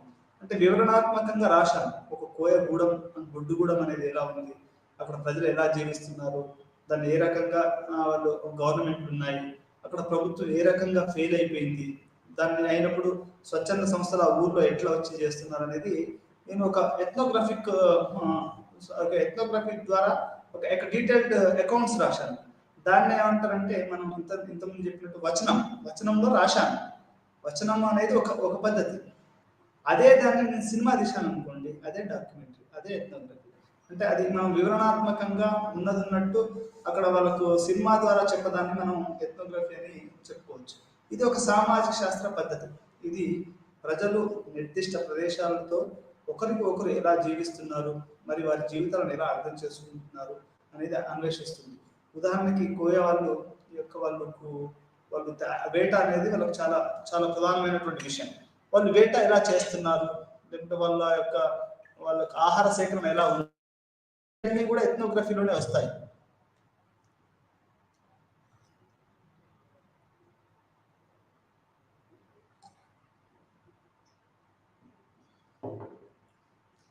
ఇవన్నీ కూడా ఎథ్నోగ్రఫీలోనే వస్తాయి. వాళ్ళు నిర్దిష్ట ప్రదేశాలలో, ఇప్పుడు గోదావరి లోయలో వాళ్ళు బతుకుతున్నారు. ఇప్పుడు ఖమ్మంలో గిరిజన కోయలు వాళ్ళు ఒక జార్ఖండ్, మన ఛత్తీస్గఢ్ అది కలిగి అంటే బార్డర్ని కలిగి ఉంది. అక్కడ ఒక దట్టమైన అడవులలో ఈరోజు వాళ్ళు కోయలు బతుకుతున్నారు. అక్కడిని గుత్తి కోయలు కూడా బతుకుతున్నారు. అంటే ఒక నిర్దిష్ట ప్రదేశాలలో వాళ్ళు ఏ విధంగా జీవిస్తున్నారు. వాళ్ళ సిటీకి నాకు తెలిసి హైదరాబాద్కును ఈ యొక్క భద్రాచలము, గుత్తి కోయలు వాళ్ళంతా అంటే 200 కిలోమీటర్ల దూరంలో ఉంటుంది. అంటే ఒక నిర్దిష్ట ప్రదేశంలో వాళ్ళు ఎలా జీవిస్తున్నారు, వారి జీవితాన్ని ఎలా అర్థం చేసుకోవాల్సి ఉంటుంది అనేది ఈ యొక్క ఎథ్నోగ్రఫిక్ అకౌంట్ అనేది చెప్తుంది. వారి రోజువారీ పరస్పర చర్యలు అంటే వాళ్ళు ఉదయం లేచి ఏం చేస్తారు, లేకపోతే మరి సాయంత్రం పూట ఏం చేస్తారు, పండుగ వచ్చినప్పుడు ఎట్లాంటి జీవితాన్ని గడుపుతారు. ఉదాహరణకి పండుగ వచ్చినప్పుడు వాళ్ళు పెద్ద ఎత్తున తాగుతారు, అది కళ్ళే కానివ్వండి, విప్పసారా కానివ్వండి, లేకుంటే అక్కడ పెద్ద ఎత్తున వేట చేసేసి మాంసాన్ని భుజిస్తారు. అంటే వారి రోజువారీ చర్యలు, వాళ్ళ యొక్క సామాజిక సంస్థలు, వాళ్ళ యొక్క సాంస్కృతిక విధానము, ఇవన్నీ కలిపి అది ఏ రకంగా చెప్తుంది అనేది, ఎథ్నోగ్రఫీ అనేది ఏ రకంగా ఉంటుంది అనేది మనకి ఈ యొక్క ఎథ్నోగ్రఫీ చెప్తుంది. నిర్మాణం అంటే ఇతర విషయాల ద్వారా వ్యక్తుల జీవితాలను అర్థం చేసుకోవడంపై దృష్టి కేంద్రీకరించబడింది. అంటే దీంట్లోనే ఇది ఎట్లా, వీళ్ళ యొక్క జీవితాలు ఎట్లా ఉంటుంది అనేది కూడా ఇది యొక్క ఎథ్నోగ్రఫీ మనకు దాని మీద దృష్టి ఉంటుందని చెప్పొచ్చు. ఇప్పుడు మనం ఇంకోటి పరిశోధన కూడా ఏం చేస్తాడు, ఇప్పుడు హైదరాబాద్ వదిలేసి ఒక చిన్న పల్లెటూరు పోయి, ఒక బొడ్డుగూడెం లాంటి విలేజ్ పోయి అక్కడ గిరిజనులు ఎలా బతున్నారు, అసలు ఎన్ని కుటుంబాలు ఉన్నాయి, దాంట్లో ఎంతమంది చదువుకున్నారు, ఎంతమంది ఆడవాళ్ళు ఉన్నారు, ఎంతమంది మగవాళ్ళు ఉన్నారు, చదువుకున్న వాళ్ళు ఎంతమంది ఉన్నారు అనేది మొత్తం డేటా సేకరిస్తాడు. సేకరించి వాళ్ళ యొక్క నిత్య జీవితం ఏంటి, వాళ్ళు తీసుకునే ఆహారం ఏంటి, వాళ్ళు వేసుకునే బట్టలు ఏంటి, వాళ్ళు ఉన్నటువంటి గిరిజన మతం ఏంటి, వాళ్ళు ఎందుకు చెప్తున్నాను ఒక గిరిజన ఉదాహరణ అంటే, ఎథ్నోగ్రఫీస్ ఈ యొక్క గిరిజన గ్రామాలని చదవడానికి ఎక్కువగా ఉపయోగిస్తారు. అంటే ఒక సాదాసీదా సిటీలో ఎథ్నోగ్రఫిక్ అకౌంట్స్ తక్కువ, అంటే ఎందుకంటే ఇది అందరూ తెలుసు కాబట్టి ఇది ఎక్కువగా ఒక ప్రపంచానికి తెలియని ఒక సమాజాన్ని మనం వేరే మన ప్రధాన స్రవంతి సమాజానికి అందజేయాలి అంటే అది ఎథ్నోగ్రఫిక్ అకౌంట్ అయితే అది బాగుంటుంది. అది కరెక్ట్ పద్ధతి కూడా, ఎందుకంటే ఈ మెయిన్ స్ట్రీమ్ పీపుల్ అనేది చూస్తారు ఏ రకంగా ఉంది ఆ సమాజం అనేది.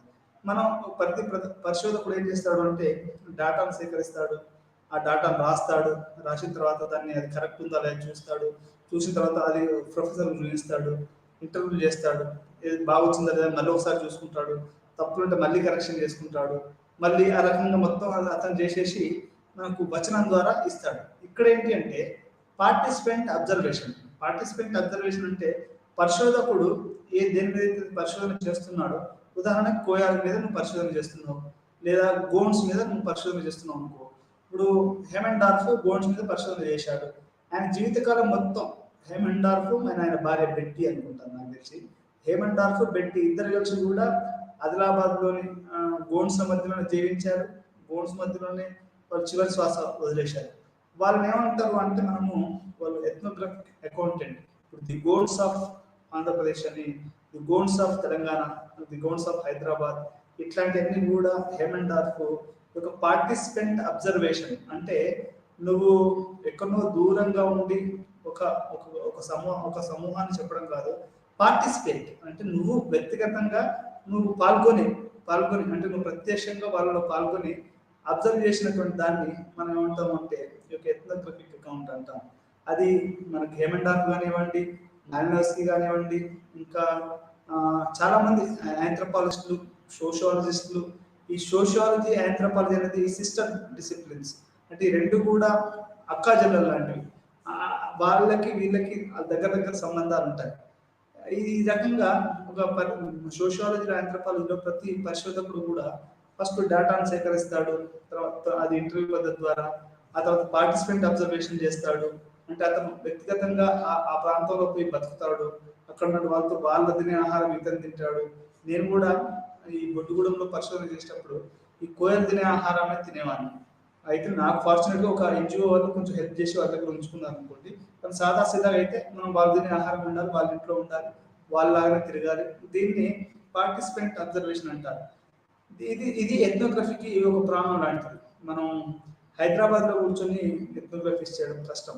మనం పల్లెలో పోవాలి, ప్రజలతో కలవాలి, ప్రజలతో కలిసి మనం చేసేటువంటి వచన ఏదైతే ఉందో, ఉదాహరణకి ఎంఎన్ శ్రీనివాస్ గారు వాళ్ళు పరిశోధన చేశారు. ఇది కర్ణాటకలో ఉన్నటువంటి రాంపూర్ అనే దాంట్లో ఆయన వ్యక్తిగతంగా పోయి అక్కడ పార్టిసిపేట్ చేసి ఆ తర్వాత ఈ యొక్క ది విలేజ్ అనే ఒక పుస్తకాన్ని రాయడం జరిగింది.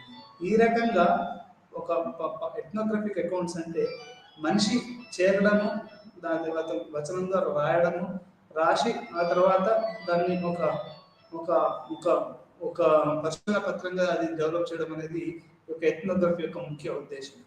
దాని తర్వాత దీన్ని మనం సినిమాగా, అదే మనం రాయడం వచనం అయితే అది ఇమేజ్. కొంత ఫోటోలు తీసామనుకోండి, ఇప్పుడు హేమండార్ఫ్ తీసినటువంటి ఫోటోలు ఇప్పటికీ నిజాం కాలం దగ్గర నుంచి మొదలుకుంటే ఇప్పుడు ఉన్నటువంటి తెలంగాణ వరకు కూడా ఈ యొక్క నిజాం టైంలో తీసినటువంటి హేమండార్ఫ్ చేసినటువంటి పరిశోధనలు అవి పుస్తకాల రూపంలో, వచన రూపంలో ఉన్నాయి. మరియు ఇమేజ్ అంటే ఒక చిత్ర రూపాలలో కూడా ఉన్నాయి. మీరు ప్రపంచంలో ఎక్కడైనా పోయి చూడండి, ఈరోజు పరిశోధన మొత్తం ఇప్పుడు మన వాళ్ళు నాసాకి, అది నాసా వాళ్ళు కానివ్వండి, మన ఇస్రో వాళ్ళు కానివ్వండి, ఏం చేస్తారు చెప్పండి. వాళ్ళు ఒక ఉపగ్రహాన్ని ప్రయోగిస్తారు. ఆ ఉపగ్రహం పైకి ఏం చేస్తుందండి, అది మొత్తం ఒక ఒక ఒక చిత్రాన్ని పంపిస్తుంది. అంటే ఇప్పుడు అక్కడ ఉన్నటువంటి ఇప్పుడు వేరే గ్రహాల మీద నీళ్లు ఉన్నాయా లేదా, అసలు భూమి మీద ఎక్కడ అడవులు ఉన్నాయి, ఎక్కడ, అది కూడా చేసే చిత్రమే కదా. అంటే అది కూడా ఒక పరిశోధకుడే. ఇప్పుడు ఉపగ్రహాలు అనేటివి కూడా నథింగ్ బట్ ఒక పరిశోధకం లాంటివి. అక్కడ పోయి మనకు కావాల్సినటువంటి చిత్రాలను అది పంపిస్తూ ఉంటుంది. అసలు చంద్రునిపై నీళ్లు ఉన్నాయా లేవా, ఉంటే ఎట్లా ఉన్నది, అసలు మనిషి బతకొచ్చా లేదా. అదేనా ఇప్పుడు ఉపగ్రహం కూడా చేసేది ఏంటి, అది కూడా ఒక పరిశోధన చేస్తున్నాయి కదా అర్థం. అంటే ఇక్కడ పార్టిసిపెంట్ అబ్జర్వేషన్ ఈ యొక్క చిత్రాల యొక్క విలువ ఎట్లా ఉంటుందంటే, ఈ యొక్క వచనం ఒకవైపు, ఇంకొక వైపు చిత్రం ఒకవైపు. మనం కొంతమంది రెండు కలుపుతారు. మనం వచనాన్ని కలపచ్చు, ఆ తర్వాత ఈ యొక్క ఫోటోగ్రాఫ్ని కలపచ్చు. ఈ రెండింటి కలిపితేనే ఒక ప్రముఖమైనటువంటి పరిశోధనగా అది అది పెద్దగా విలసిల్లే అవకాశం ఉంది. అంటే దీన్ని ఎథ్నోగ్రఫీ అంటారు. ఎథ్నోగ్రఫీ అనేది ఎందుకు వచ్చింది అంటే, 21వ శతాబ్దంలో రోజు రోజుకి మారుతున్నటువంటి పరిస్థితులు, రోజు రోజుకి మారుతున్న పరిశోధన పద్ధతులు. ఇంతకుముందు సిటీలోనే ఉండి రాసేవారు, కానీ ఇప్పుడు ఆ పరిస్థితి లేదు. ఒక పరిశోధకుడు అనేవాడు ఫీల్డ్ వర్క్ పోవాలి, అక్కడ వాళ్ళతో కలవాలి, వాళ్ళతో కలిసి జీవించాలి. అది ఎథ్నోగ్రఫిక్, అది ఇంటర్వ్యూస్. ఇది హైదరాబాద్, ఇప్పుడు హైదరాబాద్ సిటీ అనుకోండి, సిటీలో ఏంటంటే ప్రశ్నావళి తీసుకొని నువ్వు కొన్ని ప్రశ్నలు అడిగి వాళ్ళని సమాధానం రాబట్టుకొని నువ్వు దాంతో నీ పరిశోధనను ఎండ్ చేయొచ్చు. కానీ ఎథ్నోగ్రఫీలో ఎలా ఉంటుందంటే, వాడి వ్యక్తిగతంగా పోయి వాళ్ళ ఆహార అలవాట్లని, వాళ్ళ జీవన విధానాన్ని అదంతా తాను ఆకలింపు చేసుకుని తాను ఆ రకంగా బతికి ఈ రకంగా అది ఉండడాన్ని ఎథ్నోగ్రఫీ అని మనం చెప్పుకోవచ్చు. ఫిల్మ్ మరియు ఎథ్నోగ్రఫీలో నిర్మాణం, అసలు ఈ యొక్క ఫిల్మ్ అనేది ఒక నిర్మాణం అనేది ఎట్లా ఉందంటే, అసలు మనం ఇంకొంచెం ముందుకెళ్ళాలనుకుంటే ఈ ఫిల్మ్స్ అనేటివి నాకు తెలిసి ఈ మొట్టమొదటిసారిగా భారతదేశంలో అయితే రాజా హరిశ్చంద్ర, లేకపోతే ప్రపంచంలో అది ఏ రకంగా అది మొదలైందో నాకు అంతగా తెలియదు. కానీ ఒక ఫిల్మ్స్ అనేది ఒక కొత్త ఆవిష్కరణగా మనము చెప్పుకోవచ్చు. ఎట్లా అంటే ఆ ఫిల్మ్స్ ఏదైతే మనకు వచ్చాయో అవి అప్పటి నుంచే మనకి ఒక కొత్త యుగం అనేది మనకు మొదలైందని చెప్పుకోవచ్చు. అది భారతదేశంలో అయితే రాజా సత్య హరిశ్చంద్ర లాంటి సినిమాలతోటి అది మొదలైందనేది మనం చెప్పుకోవచ్చు. అసలు ఈ ఫిల్మ్స్ మరియు ఎథ్నోగ్రఫిక్ నిర్మాణం అనేది కూడా ఫిల్మ్స్ యొక్క అది మరి సెకండ్ వరల్డ్ వార్ తర్వాత ఒక ఫిల్మ్స్ యొక్క ప్రాముఖ్యత చాలా ఎక్కువగా పెరిగిందని కూడా మనము ఇక్కడ అర్థం చేసుకోవాల్సిన అవసరం ఉంది. సాంప్రదాయకంగా సామాజిక శాస్త్రం మరియు మానవ శాస్త్రం సమాజాలు మరియు సామాజిక జీవితం గురించి చెప్పడానికి వ్రాతపూర్వక పదాలపై ఆధారపడతాయి. సమాజాన్ని పరిశోధించడానికి సామాజిక శాస్త్రం మరియు మానవ శాస్త్రం కొన్ని పద్ధతులను అనుసరిస్తాయి. ఈ పద్ధతులను వైవిధ్యభరితంగా ఉంటాయి మరియు పరిశీలనలో పాల్గొన్న వారు ఫోకస్ స్ట్రక్చర్ మొదలైన సాంకేతికతను కలిగి ఉంటాయి. ఫోకస్ స్ట్రక్చర్ అంటే ఒక ఫోకస్ను కలిగి ఉంటారు. మేము డేటాను సేకరించినప్పుడు అది కఠినమైన ఆకృతిలో ఉంటుంది మరియు తరచుగా ఫీల్డ్ నోట్స్ సూచించబడుతుంది. డాటా సేకరణ మరియు ఆసక్తిపై ఆధారపడి ఉంటుంది మరియు చేతిలో పరిశోధన సమస్య. పరిశోధకుడు కొన్ని నెలలు లేదా ఒక సంవత్సరం పాటు నోట్స్ను తయారు చేసి రాసుకుంటాడు. అది ఎథ్నోగ్రఫిక్ ఆడియో పరికరాన్ని ఉపయోగించు ఇంటర్వ్యూలను కూడా రికార్డ్ చేయవచ్చు. ఇది పరిశోధకుడు పరిశోధకుడు చేసేటువంటి అవకాశం. అంటే ఒక పరిశోధకుడు ఎంఫిల్ కానీ ఒక పిహెచ్డి కానీ చేయాలి అంటే, ఒక ఎంఫిల్ అయితే 2 సంవత్సరాలు, మాస్టర్ ఆఫ్ ఫిలాసఫీ పిహెచ్డి అయితే 5 సంవత్సరాలు, ఎక్స్టెండ్ నారాయణ వాళ్ళు అయితే ఒక 10 సంవత్సరాలు తీసుకున్నారు, 10 పైన తీసుకున్నారు. ఎందుకంటే గ్రామీణ ప్రాంతం నుంచి రావడం, రకరకాల తీసుకున్నటువంటి ఓల్డ్ సిటీ లాంటి ఒక క్లిష్టమైనటువంటి ఒక పాత బస్తీ నగరం మీద జీవనం ఎలా ఉందని తీసుకోవడం వల్ల ఇది కొంచెం కష్టంగా అయి కొన్ని సంవత్సరాల పాటు అది కొనసాగిందని చెప్పుకోవచ్చు. అంటే ఒక పరిశోధకుడు అనేవాడు ఒక ఎథ్నోగ్రాఫిక్ ఫిల్మ్ది అది వాడు రాతపూర్వకంగా చేసేటప్పుడు ఒక అంశం తీసుకున్నప్పుడు అది ఒక సంవత్సరం పాటు కొన్ని నెలల పాటు అది నోట్స్ తయారు చేసుకుంటారు. అసలు అక్కడ జనాభా ఎంత, ఆడవాళ్ళు ఎంత, మగవాళ్ళు ఎంత, వాళ్ళు చేసుకునే సమస్యలు ఏంటి, అన్ఎంప్లాయ్మెంట్ ఎట్లా ఉంది, కల్చర్ ఎట్లా ఉంది, వాళ్ళ యొక్క వాళ్ళ యొక్క ఆ, సాంఘిక జీవనం ఎలా ఉంది, అదే లైంగిక జీవనం ఎలా ఉంది, ఆర్థికపరమైనటువంటి జీవితం ఎలా ఉంది అనేది ఒక పరిశోధకుడు తమ జీవిత కాలంలో ఎంతో మంది ఈరోజు సైన్స్ డే, ఆయన సివి రామన్ చేసినటువంటి సైన్స్ డే, ఆయన కనుక్కున్న రోజు ఈ రోజు అట్లాంటి అంటే అట్లాంటి ఈ రోజు కనుక్కున్నట్లే ఒక పరిశోధకుడు తన జీవిత కాలం పాటు కొన్ని నెలల పాటు ఒక అంశాన్ని కనుక తీసుకుంటే దాని నెలల పాటు సంవత్సరాల పాటు అక్కడ తిరిగి వచనం నోట్స్ తయారు చేసుకొని ఆ నోట్స్ను రా ఫుటేజ్ అంటారు, దాన్ని ఎడిట్ చేసి మళ్ళీ రీఎడిట్ చేసి చివరిగా మనకు వచ్చే ఫైనల్ బుక్ వస్తుంది. అంటే మనకు వచ్చే పుస్తకం అయినా కానీ సినిమా అయినా కానీ ఎన్నో సార్లు రాసి దాన్ని మళ్ళీ ఎడిట్ చేసి చివరికి అది మన దగ్గరకు వస్తుంది. మీ అందరికీ తెలుసో లేదో, సినిమాలో స్క్రిప్ట్ అయినా కానివ్వండి, పాట అయినా కానివ్వండి, డైలాగ్ అయినా కానివ్వండి,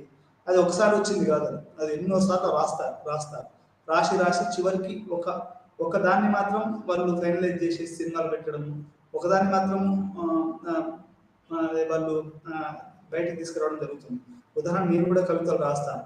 మనం మొదటిసారి రాసినప్పుడు ఏంటంటే అది మంచిగా అనిపిస్తుంది, రెండోసారి రాసినప్పుడు దాన్ని చూస్తే తప్పులు అవుపడతాయి, మూడోసారి చేసినప్పుడు వేరే పక్కలో చూస్తే కొంచెం అది బాగు చేస్తారు.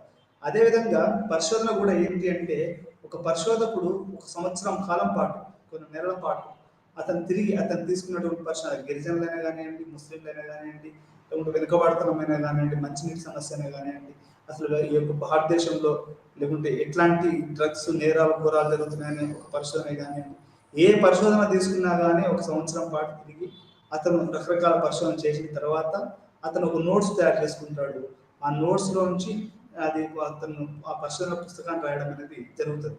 అది మళ్ళీ ఎడిట్ చేయడము, రీఎడిట్ చేయడము, చివరికి అది ఒక పుస్తకంగాను అట్లా బయటికి రావడం అనేది జరుగుతుంది. దీన్ని వచనమే కాకుండా సినిమాలో కూడా తీయచ్చు. అది మనం కెమెరా లెన్స్ ఇట్లా పెట్టామనుకోండి, ఇట్లా మనం కెమెరా చూసి అది మొత్తం జీవితాన్ని రికార్డ్ చేయొచ్చు. అంటే సంపూర్ణంగా ఎటువంటి మధ్యలో ఎటువంటి యాడింగ్లు, మ్యూజిక్ అవి లేకుండా ఉన్నట్టు చూపించడమే ఈ యొక్క ఎథ్నోగ్రఫీ ఫిల్మ్స్ యొక్క ప్రధాన విషయం అని చెప్పుకోవచ్చు. సినిమాలు, ఫిల్మ్స్ అంటే జనాలకి ఎంత పిచ్చో మీ అందరికీ తెలుసు అనుకుంటా. ఎంతో మంది సినిమాలలో పెద్ద హీరోయిన్ అయిదామని ఈ యొక్క బాలీవుడ్కి, హాలీవుడ్కి వచ్చి కొన్ని వేల మంది ప్రతిరోజు ఈ యొక్క సినిమాల్లో రావాలి, చిత్రాలు అవపడాలి అనేది వాళ్ళు అనుకొని చాలా మంది బుక్ అయిపోయారు, రకరకాలుగా మారిపోయారు, రోగాలు వచ్చి రాత్రులు వచ్చి మొత్తం ఒక విధ్వంసకరమైనటువంటి ఒక పరిశ్రమగా ఈ యొక్క ఫిల్మ్ మరియు పరిశ్రమగా అది అంటే ప్రధాన స్రవంతి సినిమా గురించి చెప్తున్నాం. అదే మన డాక్యుమెంటరీ ఎథ్నోగ్రఫీ అనుకోండి, అలా ఉండదు. దీనికి ఒక హీరోయిన్లు అని కాదు, ప్రజలే హీరోయిన్లు, ఈ ప్రజలే అన్నిటికీ దాంట్లో ఈ మ్యూజిక్ అట్లయితే ఉన్నట్టు చిత్రీకరించడం. ఉదాహరణకు ఒక కోయా స్త్రీ ఉదయం లేచిన కానీ సాయంత్రం వరకు ఆమె జీవితం ఎలా ఉంటుంది అనేది ఉన్నట్టు మనం చిత్రీకరిస్తే అది ఒక మంచి పరిశోధన అంశం కావచ్చు. అది ఈ రకంగా ఈ యొక్క పరిశోధన అనేది ఒక సంవత్సర కాలం పాటు అది నోట్స్, ఒక వచనాన్ని తయారు చేసుకోవడము, అది కరెక్ట్ ఉందా లేదా చూసుకొని సరి చూసుకోవడము, మళ్ళీ దాన్ని మనం చేయడం, ఈ రకంగా మొత్తంగా పరిశోధన జరుగుతూనే ఉంటుంది. సంవత్సరాల కాలం పాటు పరిశోధకుడు ఇటు డేటాను విశ్లేషిస్తాడు. ఇప్పుడు నేను చేసినటువంటి డేటా ఏంటి అంటే, ఉదాహరణకి ఈ యొక్క హైదరాబాద్ పాత నగరం ఎందుకు పాత నగరం అయింది అనేది ఒక 10-20 మంది, 30-40-50 మంది వరకు పరిశోధన చేశాను. వాళ్ళందరిని అడిగిన తర్వాత పుస్తకాలు చదివిన తర్వాత డేటాను విశ్లేషించాను. అసలు ఎందుకు ఇట్లా అయింది అంటే, ఎప్పుడైతే ఈ అడ్మినిస్ట్రేషన్ అంటే పరిపాలనా విభాగాలు హైదరాబాద్ నుంచి ఓల్డ్ సిటీ నుంచి న్యూ సిటీ కానీ సికింద్రాబాద్కి వెళ్ళిపోయాయి. అప్పటి నుంచి హైదరాబాద్ అనేది కొంచెం అంటే చార్మినార్ ఏరియా అనేది అది వెనుకబడికి గురైంది. అంటే నేను ఇట్లా తీసుకొచ్చినటువంటి డేటా అనేది విశ్లేషించాను. ఈ విశ్లేషణ అనేది ఈ యొక్క పరిశోధనకు చాలా చాలా చాలా ముఖ్యమైనటువంటి విషయం. ఇది అది వచన రూపంగా ఉండొచ్చు, లేకపోతే ఫిల్మ్ రూపంలోనైనా కానీ ఉండొచ్చు.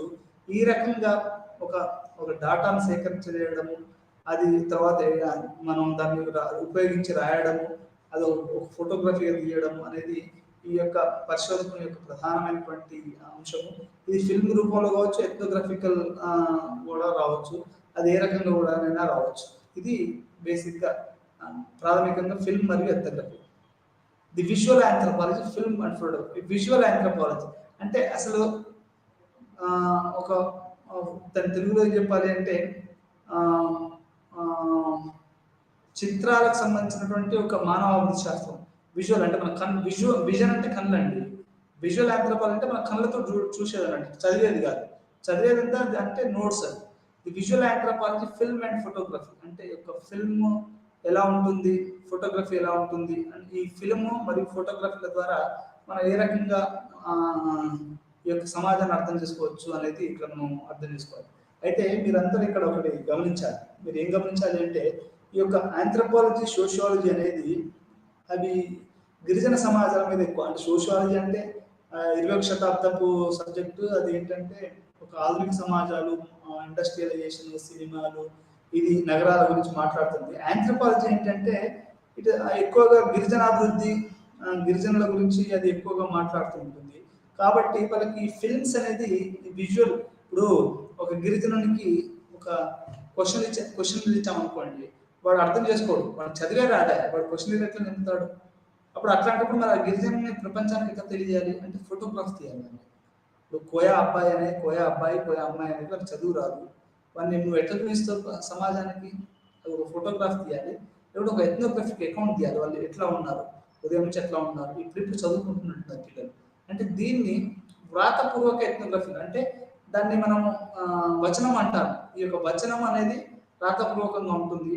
అలా కాకుండా ఫిల్మ్ అండ్ అనేది ఫోటోగ్రఫీ అనేది అది మనకు ఫోటో రూపంలో గాను లేకుంటే ఈ యొక్క ఫిల్మ్ రూపంలో అనేది ఉంటుంది. ఇది 1920 మరియు 30లలో అనేక మోనోగ్రాఫ్లు ఉత్పత్తి చేయబడ్డాయి. అంటే మొట్టమొదటిసారిగా ఒక ప్రజలలోకి పోయి వాళ్ళ యొక్క జీవితాన్ని ఉన్నట్టుగా, ఇది మళ్ళీ ఒకసారి చెప్తున్నాను, ప్రజల జీవితాన్ని ఉన్నట్టుగా చిత్రీకరించడమే మోనోగ్రాఫ్ ఉంది. ప్రజల జీవితాన్ని ఉన్నట్టుగా అంటే ఎటువంటి యాడప్స్ లెస్ చేయకుండా ఉన్నట్టు చిత్రీకరించడమే మోనోగ్రాఫ్ అని మనం చెప్పుకోవచ్చు. ఇది ఫీల్డ్ వర్క్ ద్వారా సాధ్యం. ఇది మనం అక్కడ పోయి వాళ్ళతో కలిసి జీవించి ఫీల్డ్ వర్క్ అంటే ఫీల్డ్ వర్క్ అంటే తెలుగులో ఏమని చెప్పొచ్చు అంటే క్షేత్రస్థాయి లో మనం పాల్గొనడం. ఇది దీని ద్వారా మాత్రమే ఇది సాధ్యం. లేకపోతే ఇది మనకు ఇది మరి చదువు అనేది విజువల్ ఆంథ్రోపాలజీ అనేది ఎవరు సాధ్యం కాదు అనేది మనకి ఇక్కడ అర్థం చేసుకోవాల్సిన అవసరం ఉంది. తీవ్రమైన మోనోగ్రాఫ్లు ఉన్నాయి. మరోవైపు సాధారణ ప్రజల కోసం ఎథ్నోగ్రఫీలు కూడా వ్రాయబడ్డాయి. ఒక పక్కనేమో మోనోగ్రాఫ్స్ అంటే ఒక విషయాన్ని గురించి ఒక పుస్తకాన్ని రాయడం మోనోగ్రాఫ్ అంటారు దాన్ని.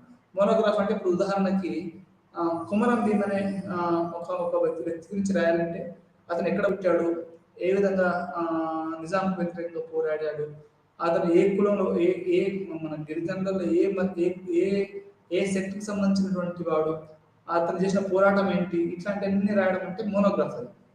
అలా కాకుండా మనము దాన్ని ఒక మొత్తం సాధారణ ప్రజల గురించి మనం మొత్తం ఒక రాష్ట్రం అనుకోండి, వాటి ప్రజలు ఒక సాదాసీదా ప్రజలు ఎలా ఉన్నారని రాష్ట్రం, దాన్ని మనము ఎథ్నోగ్రఫిక్ అని చెప్పుకోవచ్చు. ఉదాహరణకి Malinowski the sexual life of the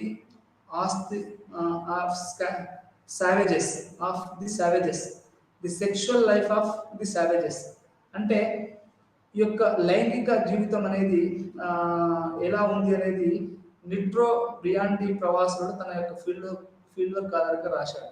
Malinowski ఏం చేశాడు అంటే the sexual life of the savages అంటే ఈ యొక్క లైంగిక జీవితం అనేది ఏ రకంగా ఉంది అనేది మాలినోవ్స్కీ తన యొక్క దాన్ని రాశాడు. దాన్ని మోనోగ్రాఫ్ అంటారు. అది మోనోగ్రాఫ్ అంటే ఉన్నట్టు వాళ్ళ యొక్క లైంగిక జీవితం ఎలా ఉంది, వాళ్ళు ఎప్పుడు సంభోగిస్తారు, ఎప్పుడు ఏం చేస్తారు, ఎట్లా ఉంటుంది అనేది మొత్తం దాన్ని రాసింది ఈ యొక్క Malinowski the sexual life of the savages అనే పుస్తకంలో రాశాడు. దాన్ని మనం మోనోగ్రాఫ్ అంటాం. అదేవిధంగా ఛాయాచిత్రాలు అనేటివి 19వ శతాబ్దం చివరి మరియు 20వ శతాబ్దం ప్రారంభంలో ఈ యొక్క ఛాయాచిత్రాలు ఒక లక్ష్యం మరియు శాస్త్రీయ డాక్యుమెంటేషన్గా పరిగణించబడ్డాయి. అంటే మొట్టమొదటిసారిగా 19వ శతాబ్దం అంటే అది 19వ శతాబ్దం చివరిలో అంటే 1890 ఆ టైంలో.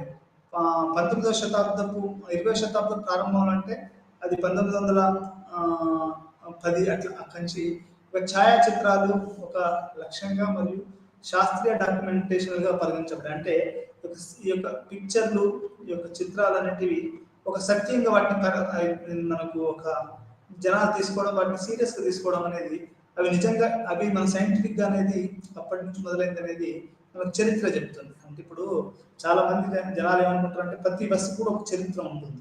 ప్రతి చిన్న వస్తువుకి మనం ఏమనుకుంటాము, దీనికేం చరిత్ర ఉంటుంది, మనుషులకే చరిత్ర ఉంటుంది అని అనుకుంటాం. కానీ అలా ఉండదు. ప్రతి చిన్న విషయం కూడా మానవ పరిణామ క్రమంలో అది ఏ రకంగా అభివృద్ధి చెందింది అనేది కూడా మనం చూడవచ్చు. ఫోటో, ఒక చిన్న ఫోటో ఇప్పుడు మనం అయితే తీసుకుంటాము, ఆ ఫోటో వెనకాల కూడా అసలు మొట్టమొదటి ఫోటో ఎప్పుడు ఎప్పుడు తీశారు, ఆ ఫోటో ఎట్లా ఎట్లా ఉండేది, ఆ తర్వాత ఏ రకంగా అది రూపాంతరం చెంది ఇప్పుడు మనం సెల్ ఫోన్లో విత్ ఇన్ సెకండ్స్లో ఫోటో తీస్తున్నాం. అదే నా చిన్నతనంలో మా ఊళ్ళో ఒక ఫోటో తీయాలి అంటే మండలం నుంచి ఒక ఫోటోగ్రాఫర్ వచ్చి నీ ఫోటో తీసి ఒక 2-3 రోజుల తర్వాత దాన్ని కడిగి ఆ ఫిల్మ్ కడిగి ఇచ్చేవాడు. కానీ ఈ రోజుల్లో ఆ పరిస్థితి లేదు. ఇప్పుడు విత్ ఇన్ సెకండ్స్లో సెల్ ఫోన్లో తీసి కూడా మా ఊళ్ళోనే ఫోటో స్టూడియోలు రావడం అంటే ఒక జస్ట్ 20-30 సంవత్సరాల క్రితమే ఎంత వేగంగా ఈ యొక్క ఛాయాచిత్రాల యొక్క అవసరం కానివ్వండి, లేకుంటే వాటి అనేది పెరిగింది. ఈరోజు మీరు ఆధార్ కార్డులలో కానివ్వండి, ఇంకే కార్డులలో కానివ్వండి, మీకు ఒక ఫోటోగ్రాఫ్ అవసరం. మీ యొక్క చిన్న ఫోటోగ్రాఫ్ ఉంటే కానీ మీ యొక్క ఆధార్ కార్డు, పాస్పోర్ట్లు, మీరు తీసుకున్నటువంటి ఆరోగ్యశ్రీ కార్డు, ఏ కార్డు మీరు తీసుకున్నటువంటి ఎంప్లాయ్మెంట్ కార్డు అయినా కానీ అన్నిటికి కూడా మీకు ఒక ఫోటో అనేది ఉండాలి. ఈరోజు ఫోటో అనేది లేకపోతే ఇంకేమీ లేదు. అసలు నువ్వు ఫోటో లేకపోతే నువ్వు మనిషివే కాదు, నువ్వు చచ్చిన శవంతోటి చచ్చిన మనిషితోటి లెక్క. అంటే దీని ఉదాహరణ ఎందుకు చెప్తున్నానంటే, ఫోటో యొక్క ఛాయాచిత్రం అనేది ఎంత ప్రముఖమైనటువంటి పాత్ర వహించిందో మీ అందరికి తెలియజేయడానికి ఈ యొక్క ఫోటో గురించి చెప్తున్నాను. ఇది 19వ శతాబ్దం చివరిలో మరియు 20వ శతాబ్దం ప్రారంభంలో ఛాయాచిత్రాలు ఒక లక్ష్యం మరియు శాస్త్రీయ డాక్యుమెంటేషన్గా పరిగణించబడ్డాయి. యుఎస్లోని ఫ్రాంజియస్, ఆస్ట్రేలియన్ బాల్బాన్, స్పెన్సేరియా ఫ్రాంక్లినియన్ 1915-1919లో బోనిస్లావ్ లెస్కీ వంటి తొలి మానవ శాస్త్రవేత్తలు ఫీల్డ్ వర్క్లో భాగంగా ఛాయాచిత్రాలను ఉపయోగించారు. వీళ్ళు మొట్టమొదటి వ్యక్తులు.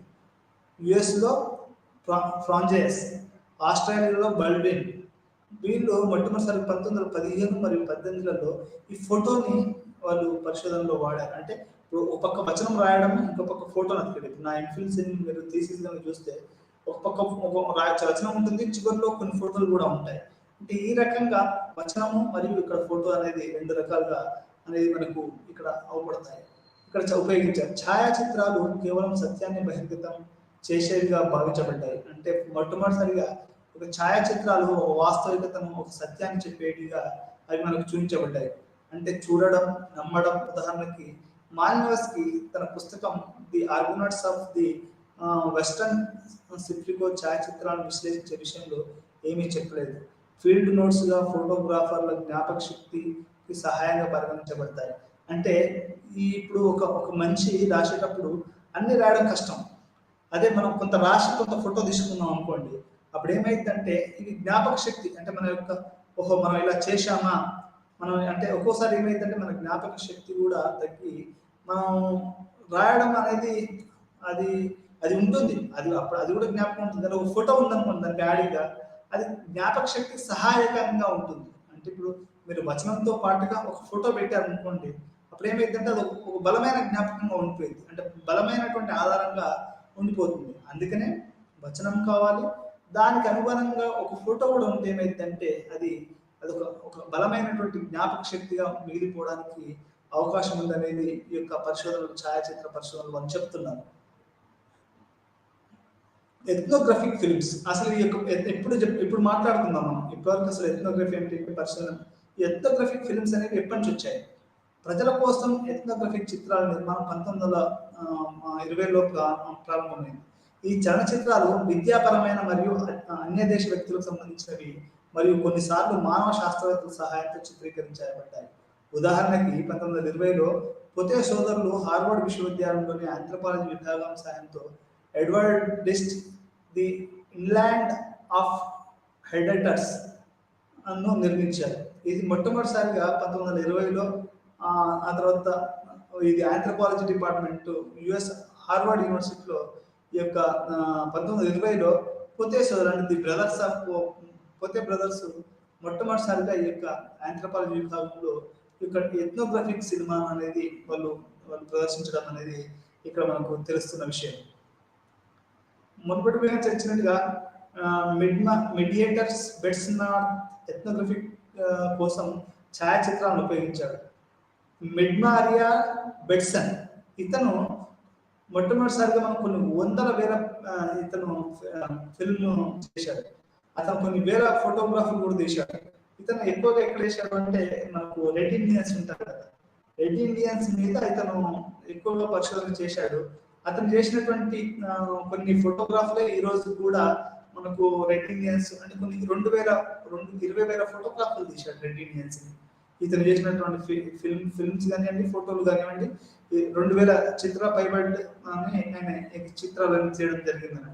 ఈ రకంగా ఆంథ్రోపాలజీలో 1920లో హార్వర్డ్ యూనివర్సిటీలోను, ఆ తర్వాత ఫోటోగ్రఫీలో కూడా ఎక్కువగా ఈ యొక్క ఫిల్మ్స్ ను వాడడము ఈ ఆంథ్రోపాలజిస్టులు మరియు సోషియాలజిస్టులు అనేది వాడి అది మనం సమాజాన్ని ఏ రకంగా ఉందో చెప్పడము ఈ యొక్క ఎథ్నోగ్రఫీ మరియు anthropological and sociological view of the films అని చెప్పొచ్చు, ఆ సొసైటీ అని కూడా చెప్పొచ్చు.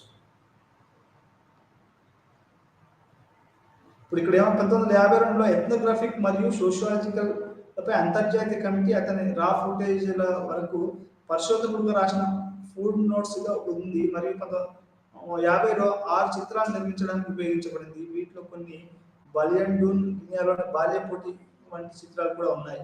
అంటే ఇతను చేసినటువంటి సినిమాలు కానివ్వండి 22,000 అడుగుల 16 ఫిల్మ్ ఫుటేజ్ చిత్రీకరించారు. అంటే మీరు అర్థం చేసుకోండి, 22,000 22,000 అడుగుల ఫిల్మ్ ను అతను చిత్రీకరించాడు. అదే 20,000 ఫోటోలు తీశాడు అనేది మనకు ఇక్కడ చెప్తా ఉంది.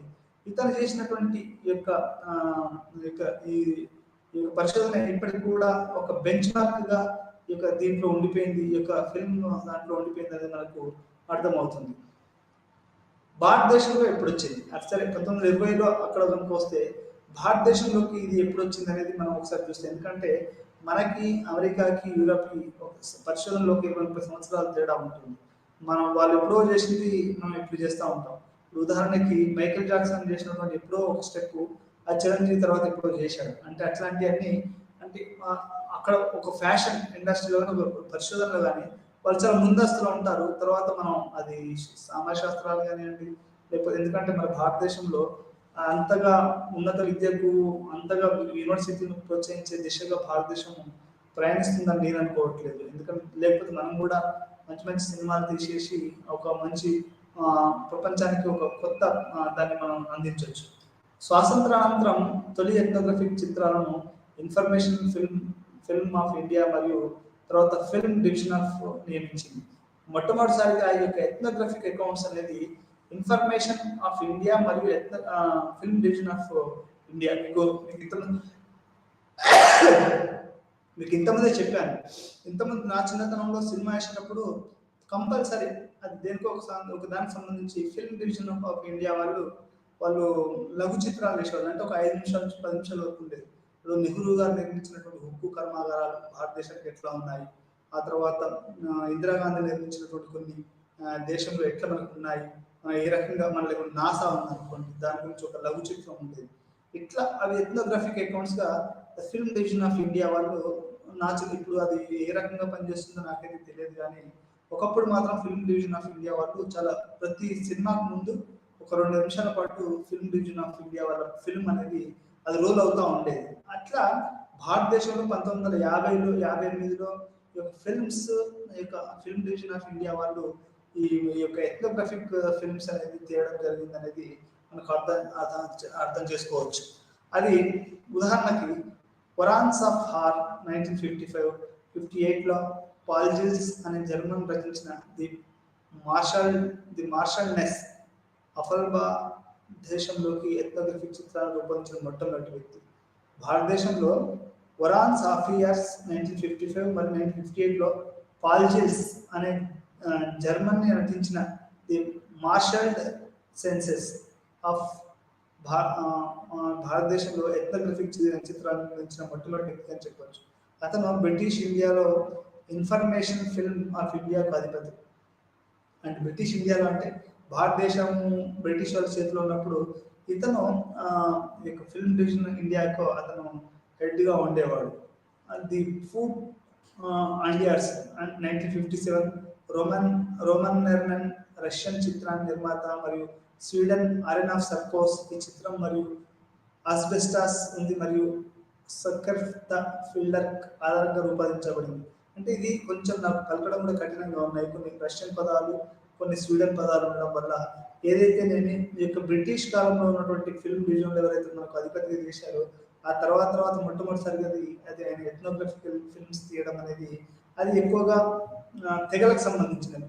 తెగలు అంటే గిరిజనులు లేకపోతే ఇట్లాంటి వాటికి సంబంధించినటువంటి వాళ్ళ మీద మొట్టమొదటిసారిగా ఈ భారతదేశంలో ఎథ్నోగ్రఫిక్ ఫిల్మ్స్ అనేది తీయడం జరిగింది. మానవ శాస్త్ర ప్రయాణం టెక్స్ట్ అండ్ ఇమేజ్ రాతపూర్వక ఎథ్నోగ్రఫీల మాదిరిగానే ఎథ్నోగ్రఫిక్ ఫిల్మ్స్ సానుకూల దృక్పథం నుండి ఉద్భవించింది. ఇది ఏంటంటే ఎథ్నోగ్రఫిక్ ఫిల్మ్స్ అనేటివి ఇవి కొంచెం స్లోగా అది సానుకూల దృక్పథాన్ని అవి సాధించాయని చెప్పుకోవచ్చు. 1913 నుంచి 20లో మధ్యకాలంలో మానవ శాస్త్రం ఒక ముఖ్యమైన కాలం. ఎందుకంటే ఇది 20వ శతాబ్దం సైన్స్ మారుతుంది. అంటే ఒక ఒక ఒక ఒక ఫీల్డ్ వర్క్ చేయడం ద్వారా ఒక మానవతా కలిగిన సమాజంగా ఈ యొక్క సోషల్ సైన్స్ మారుతున్న సందర్భంలో ఇది ఇది ముందుకెళ్తున్నది అనేది మనకు టెక్స్ట్ అండ్ ఇమేజ్ అనేది మనకు తెలియజేస్తుంది. మాలినోవ్స్కీ తన మోనోగ్రాఫ్ సమయంలో ఈ మాలినోవ్స్కీ అనేవాడు చాలా ముఖ్యం అండి. ఈ యొక్క ఎందుకంటే వాడే మొట్టమొదటిసారి ఈ మోనోగ్రాఫ్ ఈ యొక్క ఫిల్మోగ్రఫీ వీటన్నిటికీ అతను మాలినోవ్స్కీ ఇవి చాలా ముఖ్యంగా అని చెప్పుకోవచ్చు. ఇంకో అతను కూడా ఈ ఇద్దరు కూడా చాలా ప్రముఖంగా ఈ యొక్క మోనోగ్రాఫ్ అనే దాన్ని వాళ్ళు మొట్టమొదటిసారిగా వాళ్ళు ప్రవేశపెట్టారు. ఉన్నట్టుగా రాయడం, అది సెక్షువల్ లైఫ్ అయినా అది కల్చరల్ లైఫ్ అయినా ఇంకే లైఫ్ అయినా కానీ ఉన్నట్టుగా రాయడం అనేది ఈ యొక్క మాలినోవ్స్కీ తోటే మొదలైందని మనం చెప్పుకోవచ్చు. ఫిల్మ్ మేకర్ మరియు ఫిల్మ్ల మధ్య సంబంధం అంటే అసలు ఒక ఫిల్మ్ తీసినామనుకున్నాం ఫిల్మ్ అది దాని మీద సంబంధం ఏంటంటే ఎప్పుడైనా కానీ ఒక బిడ్డలాగా చూస్తాడని చెప్పుకోవచ్చు. అంటే ఇప్పుడు ప్రతి ఫిల్మ్ మేకర్ కూడా ఆ ఫిల్మ్కి వాడు తండ్రి అని చెప్పుకోవచ్చు. Captain director is nothing but is in father kind of figure for the whole film making. అది financial can be called as a mother. అంటే ఈ రకంగా ఫాదర్ మదర్ ఈ రకంగా ఫిల్మ్ మేకర్కి ఉన్న ఫిల్మ్స్కి దగ్గర సంబంధం అని చెప్పుకోవచ్చు. అది డాక్యుమెంటరీ అయినా కానివ్వండి, ఎథ్నోగ్రఫీ అయినా కానివ్వండి. మీరు ప్రపంచంలో ఇప్పుడు మన భారతదేశంలో మీరు కనుక చూస్తే ది వరల్డ్ ఫేమస్ అంటే ఇండియన్ ఫేమస్ ఫిల్మ్ మేకర్గా డాక్యుమెంటరీ మేకర్గా పటేల్ పూర్తి పేరు నాకు గుర్తుకు రావట్లేదు. జబ్బార్ పటేల్ అని మాత్రం ఉంటుంది. అతను ఈరోజు భారతదేశంలో అసలు ఎథ్నోగ్రఫిక్ అకౌంట్స్కి డాక్యుమెంటరీస్కి ఒక పెద్ద పీట వేసి అతను దేశంలోనే చాలా లీడింగ్లో ఉన్నట్టు మనం చెప్పుకోవచ్చు. ఇక్కడ ఫిల్మ్ మేకర్ గల సంబంధం ఏంటి అంటే ఇప్పుడు ఒక పరిశోధకుడును ఒక టెక్స్ట్ ఇమేజ్కి గల ఎట్లాంటి సంబంధం ఉంటుందో అదేవిధంగా ఒక ఫిల్మ్ మేకర్కును ఒక ఫిల్మ్కి కూడా అంత దగ్గర సంబంధం ఉంటుంది అనేది ఇక్కడ మనం అర్థం చేసుకోవాల్సిన అవసరం ఉంది. అతను ఒక రకంగా ఆ ఫిల్మ్కి ఒక డైరెక్టర్ అనేవాడు ఒక తండ్రి లాంటి వాడు అని మనం చెప్పుకోవచ్చు. ఇది మొత్తంగా ఈ యొక్క ఏంటి అంటే ఈ యొక్క visual techniques of filmography of film అంటే ఎట్లా ఉంటుంది ఆంథ్రోపాలజీలో, సోషియాలజీలో ఈ యొక్క ఫిల్మ్ యొక్క ప్రాధాన్యత ఎట్లా ఉందంటే ఈ రెండో ప్రపంచ యుద్ధం తర్వాత దీని యొక్క ప్రాధాన్యత ఎక్కువగా పెరిగింది. ఇది Harvard university and film documentary అనేది ఒక కొత్త విధానంగా అర్థం చేసుకోవాల్సి ఉంటుంది. దీని గురించి మరొక క్లాస్లో మళ్ళీ ఒకసారి తెలుసుకుందాం.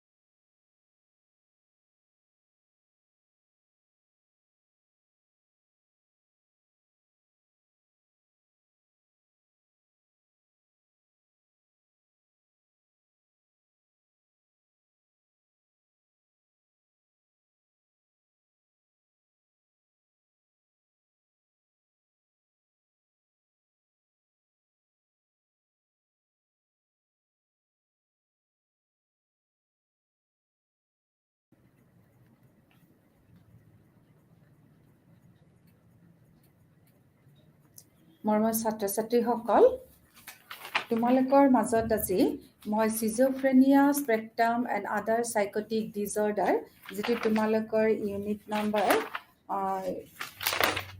5ত আছে, যে এই ইউনিটটোত তোমালোকে কি কি পাবা, চিজোফ্ৰেনিয়া আৰু সাইকোচিছৰ গোটেই বুৰঞ্জীখিনি যিখিনি পাবা, ক'ৰ পৰা কেতিয়া আমাৰ DSM বিলাকে লৈছে।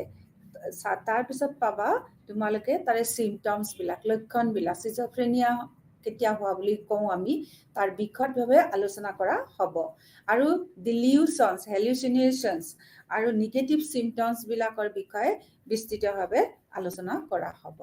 ইয়াতে আকৌ আমি চিজোফ্ৰেনিয়াৰ ভাগ হিচাপে ডিসঅৰ্গেনাইজ চিমটমছ কিছুমানক আমি পাম। ডিসঅৰ্গেনাইজ চিমটমছৰো আমি ভাগবিলাক পাম। তাৰপিছতে আমি পাম যে কি কি কাৰণত আমাৰ চিজোফ্ৰেনিয়াৰ চিকাৰ হ'ব লগা হয় ব্যক্তিসকলে। এতিয়া আহা, চিজোফ্ৰেনিয়ানো কি? What do you mean by schizophrenia? তেতিয়া তোমালোকে লিখিবা, ই এক প্ৰকাৰৰ জটিল আৰু গুৰুতৰ মানসিক বিকাৰ। চিজোফ্ৰেনিয়াত থকা লোকসকলে বৈষম্য, উপহাস আৰু সমাজৰ অৱমূল্যমানৰ দৰে স্থিতিৰ সৈতে সম্পৰ্কিত কলংকৰ সন্মুখীন হয়। ই হৈছে এনে এক বহল অৱস্থা যি ব্যক্তিৰ জ্ঞানীয় আৰু আৱেগিক কাৰ্যকলাপত প্ৰভাৱান্বিত কৰে, যাৰ ভিতৰত আছে ভ্ৰম, বিভ্ৰান্তি আৰু অসংগঠিত কথা, আচৰণ আৰু অপ্ৰত্যাশিত আৱেগবোৰ। ক্ৰেপলিনে প্ৰথমতে 1896 চনত চিজোফ্ৰেনিয়া ডিমেনচিয়া হিচাপে বা মগজুৰ অকাল অৱনতি হিচাপে চিনাক্ত কৰিছিল। ব্লিউৰে 1908 চনত গ্ৰীক শব্দ চিজেন আৰু ফ্ৰেন, চিজেন মানে বিভাজন কৰিবলৈ, আৰু ফ্ৰেন মানে মনৰ পৰা প্ৰথমবাৰৰ বাবে চিজোফ্ৰেনিয়া শব্দটো ব্যৱহাৰ কৰিছিল। এইখিনি কথা তোমালোকে 5.1ত পাবা, যে ই হৈছে এক ধৰণৰ কমপ্লেক্স, একদম জটিল আৰু এক ধৰণৰ গুৰুতৰ মানসিক বিকাৰ, মনৰ চিকাৰী, মনৰ ভিতৰতে হোৱা এক ধৰণৰ জটিল ৰোগ। চিজোফ্ৰেনিয়া ব্যক্তিসকলে নিজকে ভাবে মোক কোনোবাই হাঁহিছে, কোনোবাই মোক বেয়া পায়, গতিকে এই সমাজৰ ভাবা মানে কথাবিলাকৰ কাৰণে তেওঁলোকে আনৰ ওচৰত যাব নোখোজে। আৰু সেইকাৰণে তেওঁলোকে কি কৰে, ভ্ৰমৰ চিকাৰ হয়, বিভ্ৰান্তিৰ চিকাৰ হয়, কথাবিলাক ক'লে অসংগঠিতভাৱে কয়, তাৰে প্ৰকাশটো আচৰণত আমি দেখিবলৈ পাওঁ হওক। গতিকে এই যে 5.1ত কৈছে যে ক্ৰেপলিন আৰু তোমাৰ ব্লুৰেৰ কথাখিনি কৈছে। দুইজনে প্ৰথমতে ভাবিছিলে, কিন্তু প্ৰথম আমাৰ ভাবিলে কোনে? ক্ৰেপলিনে। ক্ৰেপলিনে যেতিয়া উলিয়াইছে, যে 1896 চনত যেতিয়া উলিয়ালে শব্দটো, তেতিয়া তেওঁ এই শব্দটো উলিওৱা নাই, তেওঁ উলিয়াইছে ডিমেনচিয়া, আৰু সেইটোকে মডিফাই কৰি পেলাই তোমাৰ 1908 চনত কি কৰিলে, সেইটো দুটা ভাগত ভাগ কৰি ব্লিউমাৰে উলিয়ালে, যে কি কি শব্দ দুটা, যে চিজেন আৰু ফ্ৰেন। চিজেন হৈছে বিভাজন কৰিবলৈ, ফ্ৰেন হৈছে মাইণ্ড, মনৰ। এতিয়া চোৱা, আমি তাত অভাৰভিউ অফ চিমটমছ অফ চিজোফ্ৰেনিয়াখিনি চাওঁ আহা। ই ইতিবাচক, ইতিবাচক মানুহৰ অনুভূতি বা আচৰণে গতি কৰে, যাৰ বাবে অদ্ভুত আচৰণৰ দ্বাৰা ই হয়, মানে প্ৰস্ফুটিত হয়। উদাহৰণস্বৰূপে আমি যদি হেলুচিনেশ্যন বা ডেলিউচিনেশ্যন, এইবিলাক অদ্ভুতভাৱে আৰম্ভ হোৱা আৰু তীব্ৰ খঙৰ সৈতে সম্পৰ্কিত হৈ থাকে। এইবোৰে কি কৰে, আমাৰ মস্তিষ্কত, আমাৰ বিকাশত ই যথেষ্ট ধৰণৰ প্ৰভাৱ বিস্তাৰ কৰে। আনহাতে কিছুমান ইতিবাচক লক্ষণ যেনেকুৱা আছে, নেতিবাচকো কিছুমান লক্ষণ আমি দেখিবলৈ পাওঁ। সাধাৰণতে কি হয়, অনুভূতি বা আচৰণৰ অভাৱ, চিকিৎসা কৰা কঠিন, আৰু এইবোৰৰ পৰা বৰঞ্চ প্ৰৱচনামূলক আৰম্ভণি আৰু দীৰ্ঘম্যাদী পৰিপক্কতাৰ প্ৰয়োজন হয়। এইবোৰৰ ভিতৰত আৰু আছে কথা কোৱাত দক্ষতা নাপায়, সমতলৰ প্ৰভাৱ, এভলিউশ্যন, উদাসীনতা, আৰু কি হৈ থাকে, সমামাৰ্জিতা। এইবোৰৰ গাঁথনিগত মগজুৰ পৰা বৰ ই গুৰুত্ব ধৰণৰ গুৰুত্ব নাপায়। ই কি হয়, জ্ঞান বা সকলোতকৈ অতি ওচৰৰ সম্পৰ্কৰ পৰা ই অতি দূৰত থাকে। গতিকে সিজোফ্ৰেনিয়া লক্ষণবোৰৰ আন এটা হৈছে অসংগঠিত লক্ষণ, যে যিবোৰে ইয়াত অসংগঠিতভাৱে উপস্থাপন হয়। DSM-5 অনুসৰি সিজোফ্ৰেনিয়াৰ কিছুমান চৰ্ত আছে। কেনেকুৱা চৰ্ত আছে? যে 1 নম্বৰ কৈছে কমেও এই যি তোমালোকে চোৱা বক্স 5.1ত পেজ নাম্বাৰ 144 তাতে যে ডায়াগনষ্টিক ষ্টেটিষ্টিকেল মেনুৱেল 5খনত সিজোফ্ৰেনিয়াৰ বাবে কিছুমান চৰ্ত বান্ধি দিয়া আছে, ক্ৰাইটেৰিয়া কিছুমান আছে। ই কমেও 1 মাহ বা দীঘলীয়া সময়ৰ বাবে নিম্নলিখিতবোৰৰ 2 বা অধিক আৰু সেইবোৰৰ কমেও এটা হ'ব লাগিব।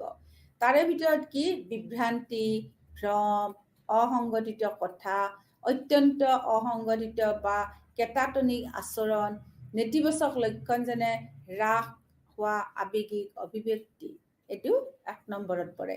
2 নম্বৰত কৈছে ই সামাজিক ব্যক্তিগত বিকাৰ। বিভ্ৰান্তি আৰম্ভ হোৱাৰ পৰা এক গুৰুত্বপূৰ্ণ সময়ৰ বাবে কাম কৰাৰ এটা মুখ্য ক্ষেত্ৰত ক্ষতি, কাম, আন্তঃব্যক্তিগত সম্পৰ্ক বা আত্মযত্ন।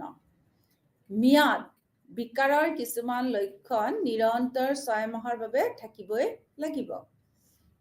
এই 6 মাহৰ ভিতৰত কমেও 1 মাহৰ লক্ষণ অন্তৰ্ভুক্ত থাকিব লাগিব, যি চৰ্ত এ পৰ্যায়ৰ লক্ষণ হয়। এই পৰ্যায়ৰ লক্ষণ কেইটা কি কি আছে? ভ্ৰম, বিভ্ৰান্তি, অসংগঠিত কথা, অত্যন্ত অসংগঠিত বা কেটাটনিক আচৰণ, নেতিবাচক লক্ষণ, এইকেইটাৰ যিকোনো এটা থাকিব লাগিব। আৰু অৱশিষ্ট লক্ষণবোৰৰ সময় অন্তৰ্ভুক্ত হৈ থাকিব পাৰে। অৱশিষ্ট সময়ছোৱাত কেৱল নেতিবাচক লক্ষণবোৰ থাকিব পাৰে।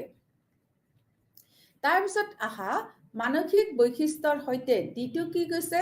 মানসিক বৈশিষ্ট্যৰ সৈতে সিজোফেক্টিভ বিকাৰ আৰু জৈৱমেৰু বা হতাশাজনিত বিকাৰক অস্বীকাৰ কৰা হৈছে।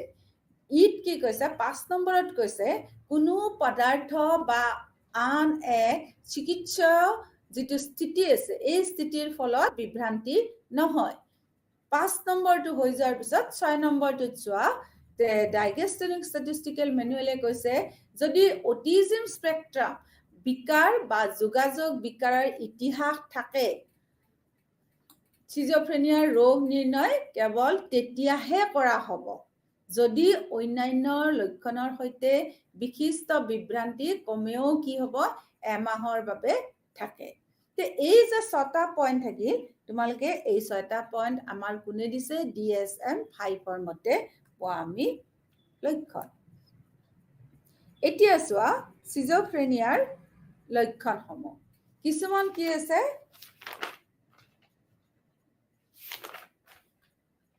পজিটিভ লক্ষণ আছে, কিছুমান নিগেটিভ লক্ষণ আছে আৰু কিছুমান অসংগঠিত লক্ষণ আছে। এইটো তোমালোকৰ 148 পেজ নাম্বাৰত তোমালোকে পাবা।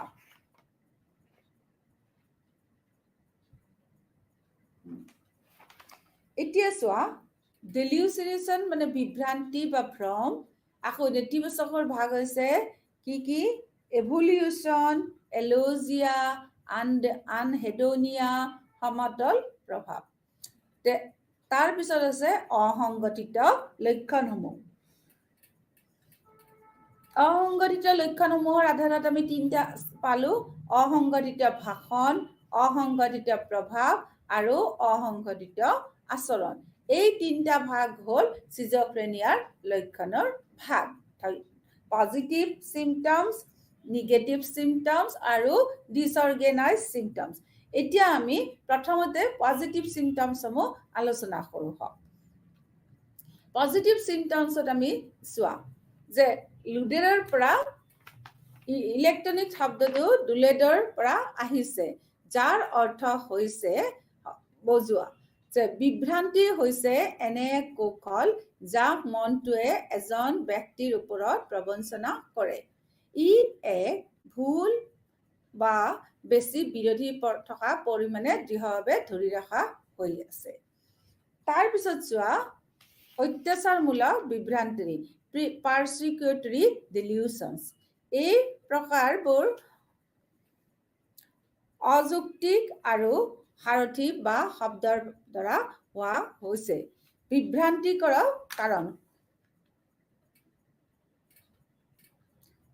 এতিয়া ইয়াতে যে পালো আমি প্ৰকাৰসমূহত যে পাৰ্কিউটৰীত কি কৈছে, ই এক ধৰণৰ ফিক্স হৈ থাকে আৰু ই আমাৰ মানে অযুক্তিকৰ কিছুমান বিশ্বাস কৰে।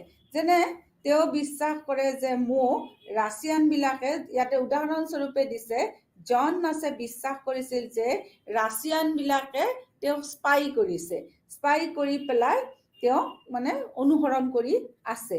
65% মানুহ এইটোৰ স্বীকাৰ হয়। তাৰপিছত চোৱা আকৌ আমি হিন্দী মুভি চাওঁ যদি, famous Hindi movie actress Parveen বিবিকো কিন্তু কি কৰা হৈছিলে, এই এক্ট্ৰেছ গৰাকীৰো চিজোফ্ৰেনিয়া আছিল আৰু চিজোফ্ৰেনিয়াত তেওঁৰ প্ৰকাৰটো আছিল পাৰ্চিকিউটৰী মানে প্ৰকাৰত পৰে। পাৰ্চিকিউটৰীত কি হয়, তেওঁ মানে কি হৈছে, তেওঁ বিশ্বাস কৰিছিল যে মানে বেলেগ যে তোমাৰ এক্টৰ আছে, অভিনেতাসকলে কি কৰে, তেওঁক মানে হাৰ্ম কৰিবলৈ চেষ্টা কৰিছে। পাৰভিন বিবিয়েও সেইটো কথা ভাবিছিলে যে বেলেগ অভিনয় জগতৰ অন্যান্য ব্যক্তিসকলে তেওঁক হাৰ্ম কৰিবলৈ চেষ্টা কৰিছে।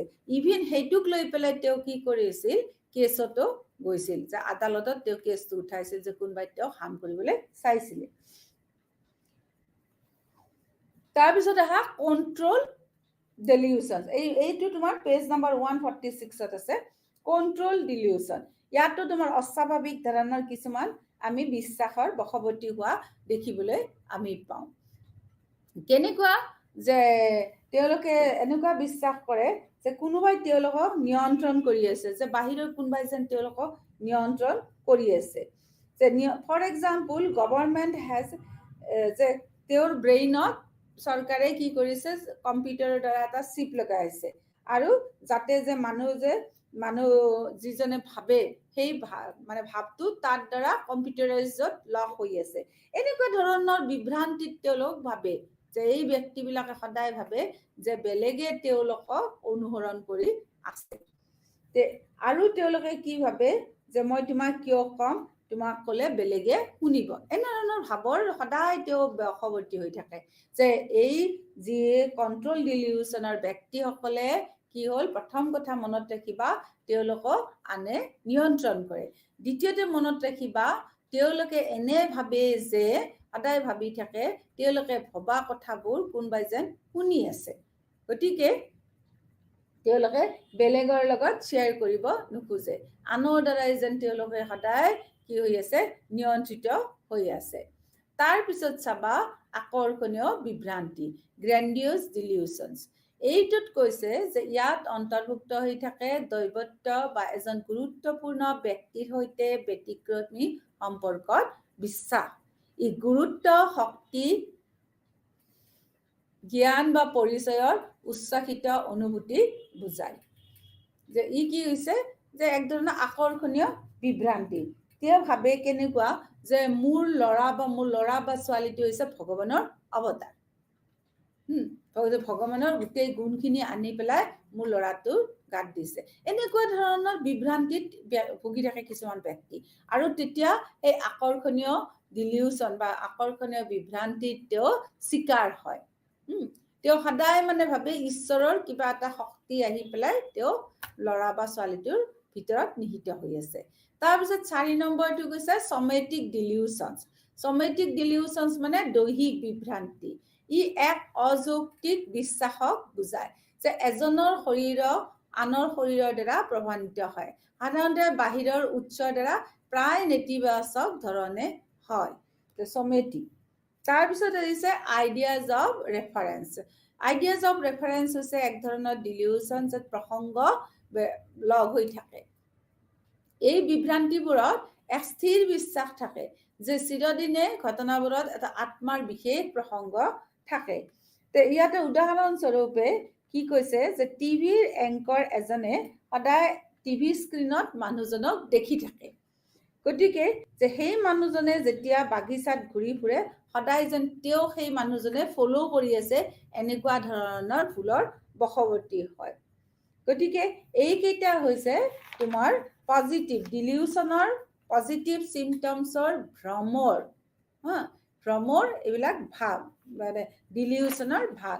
তোমালোকে কেইটা ভাগ পালা যে পাৰ্চিকিউটৰী ভাগ, কণ্ট্ৰল ডিলিউশ্যন, গ্ৰেণ্ডিউজ ডিলিউশ্যন, চমেটিক ডিলিউশ্যন আৰু আইডিয়াজ অফ ৰেফাৰেঞ্চ। এইকেইটা হৈছে আমাৰ ডিলিউশ্যনৰ ভাগ যিটো আমাৰ পজিটিভত পৰে। আনহাতে আন এটা হৈছে দ্বিতীয় হৈছে বিভ্ৰান্তি যিটো হেলুচিনেশ্যন বোলে, যে ভ্ৰমবোৰে যিকোনো সংবেদনশীল পদ্ধতিক প্ৰভাৱান্বিত কৰিব পাৰে। ভাবি থকা কথাটোৱে যিকোনো আমাৰ সংবেদনশীল পদ্ধতিক প্ৰভাৱান্বিত কৰিব পাৰে। শ্ৰৱণ শক্তি থকা স্কিজোফ্ৰেনিয়া থকা ৰোগী পোৱাৰ লগতে চাক্ষুষ ভ্ৰম, গোটেস্তৰী বিভ্ৰান্তি আৰু জ্ঞান বিভ্ৰান্তি থকা ব্যক্তি পোৱা যায়। বেছিভাগ ক্ষেত্ৰত ভ্ৰম কি হয় ভয়াৱহ হয় আৰু বিৰক্তিকৰ হয়। লোকসকলে তেওঁলোকৰ ভ্ৰমৰ সৈতে আৱেগিকভাৱে জড়িত হ'ব পাৰে আৰু প্ৰায়ে তেওঁলোকক তেওঁলোকৰ ভ্ৰমত অন্তৰ্ভুক্ত কৰিব পাৰে। তাৰপিছত আহা নেতিবাচক মানে এই তোমাৰ নেতিবাচক কিছুমান গুণ আছে। যে নেতিবাচক গুণবিলাকত তোমাৰ কি কি আহে? নেতিবাচক লক্ষণসমূহ চোৱা, এনুভিলেশ্যন,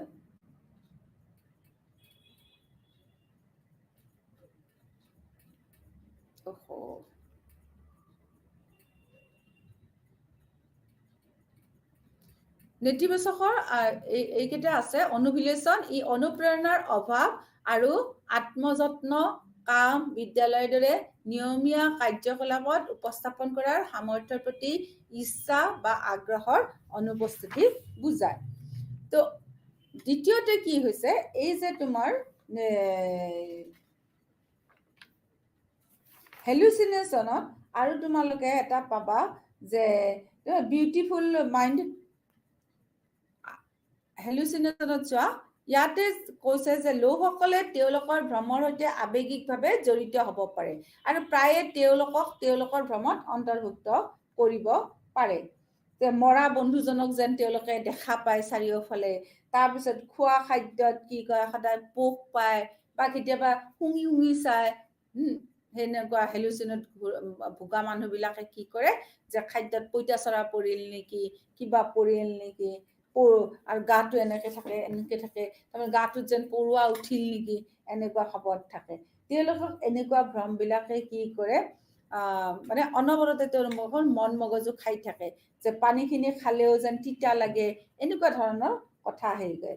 তেওঁলোকে ভাবে যে ভগৱানে কি আদেশ দি আছে, ভগৱানে আদেশ দি আছে আৰু সেইকাৰণে তেওঁ ভ্ৰম ভুগিব পাৰে। যে গৱেষকসকলে হেলুচিনেশ্যনত ভোগা ব্যক্তিসকলক লক্ষ্য কৰিছে, লক্ষ্য কৰি পেলাই গম পাইছে যে আনৰ কথা বুলি কয় মানে তেওঁলোকে নিজে ভাৱ বা কথাবোৰ শুনি থাকে আৰু ভুলকৈ আনে কোৱা বা আন ঠাইৰ পৰা অহা বুলি তেওঁলোকে কয়।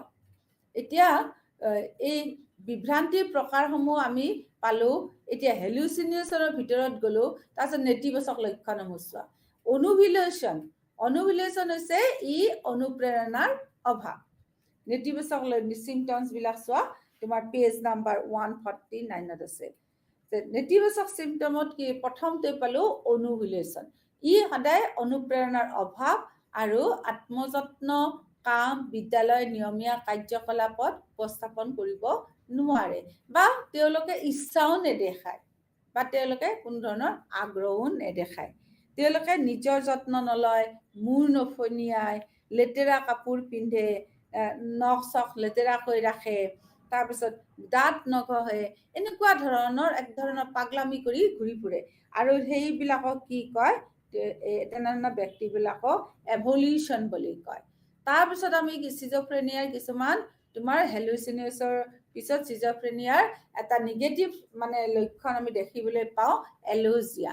ইয়াৰ অৰ্থ হৈছে যে তেনেকুৱা ব্যক্তিসকলে যিবিলাকে এলজিয়া চিমটমছত ভোগে তেনেকুৱা ব্যক্তিসকলে কথা একদমেই কম কয়। এওঁলোকৰ এনে টাইপৰ লোকসকলৰ মানুহবিলাকে চিন্তা সদায় যেতিয়া ভাবি থাকে সেই চিন্তা ভাবতে তেওঁলোকে বিভিন্ন ধৰণৰ অসুবিধা প্ৰদৰ্শন কৰিব পাৰে। তেওঁলোকৰ অপৰ্যাপ্ত যোগাযোগ দক্ষতা নহয়। তাৰপিছত চোৱা এনহেডোনিয়া।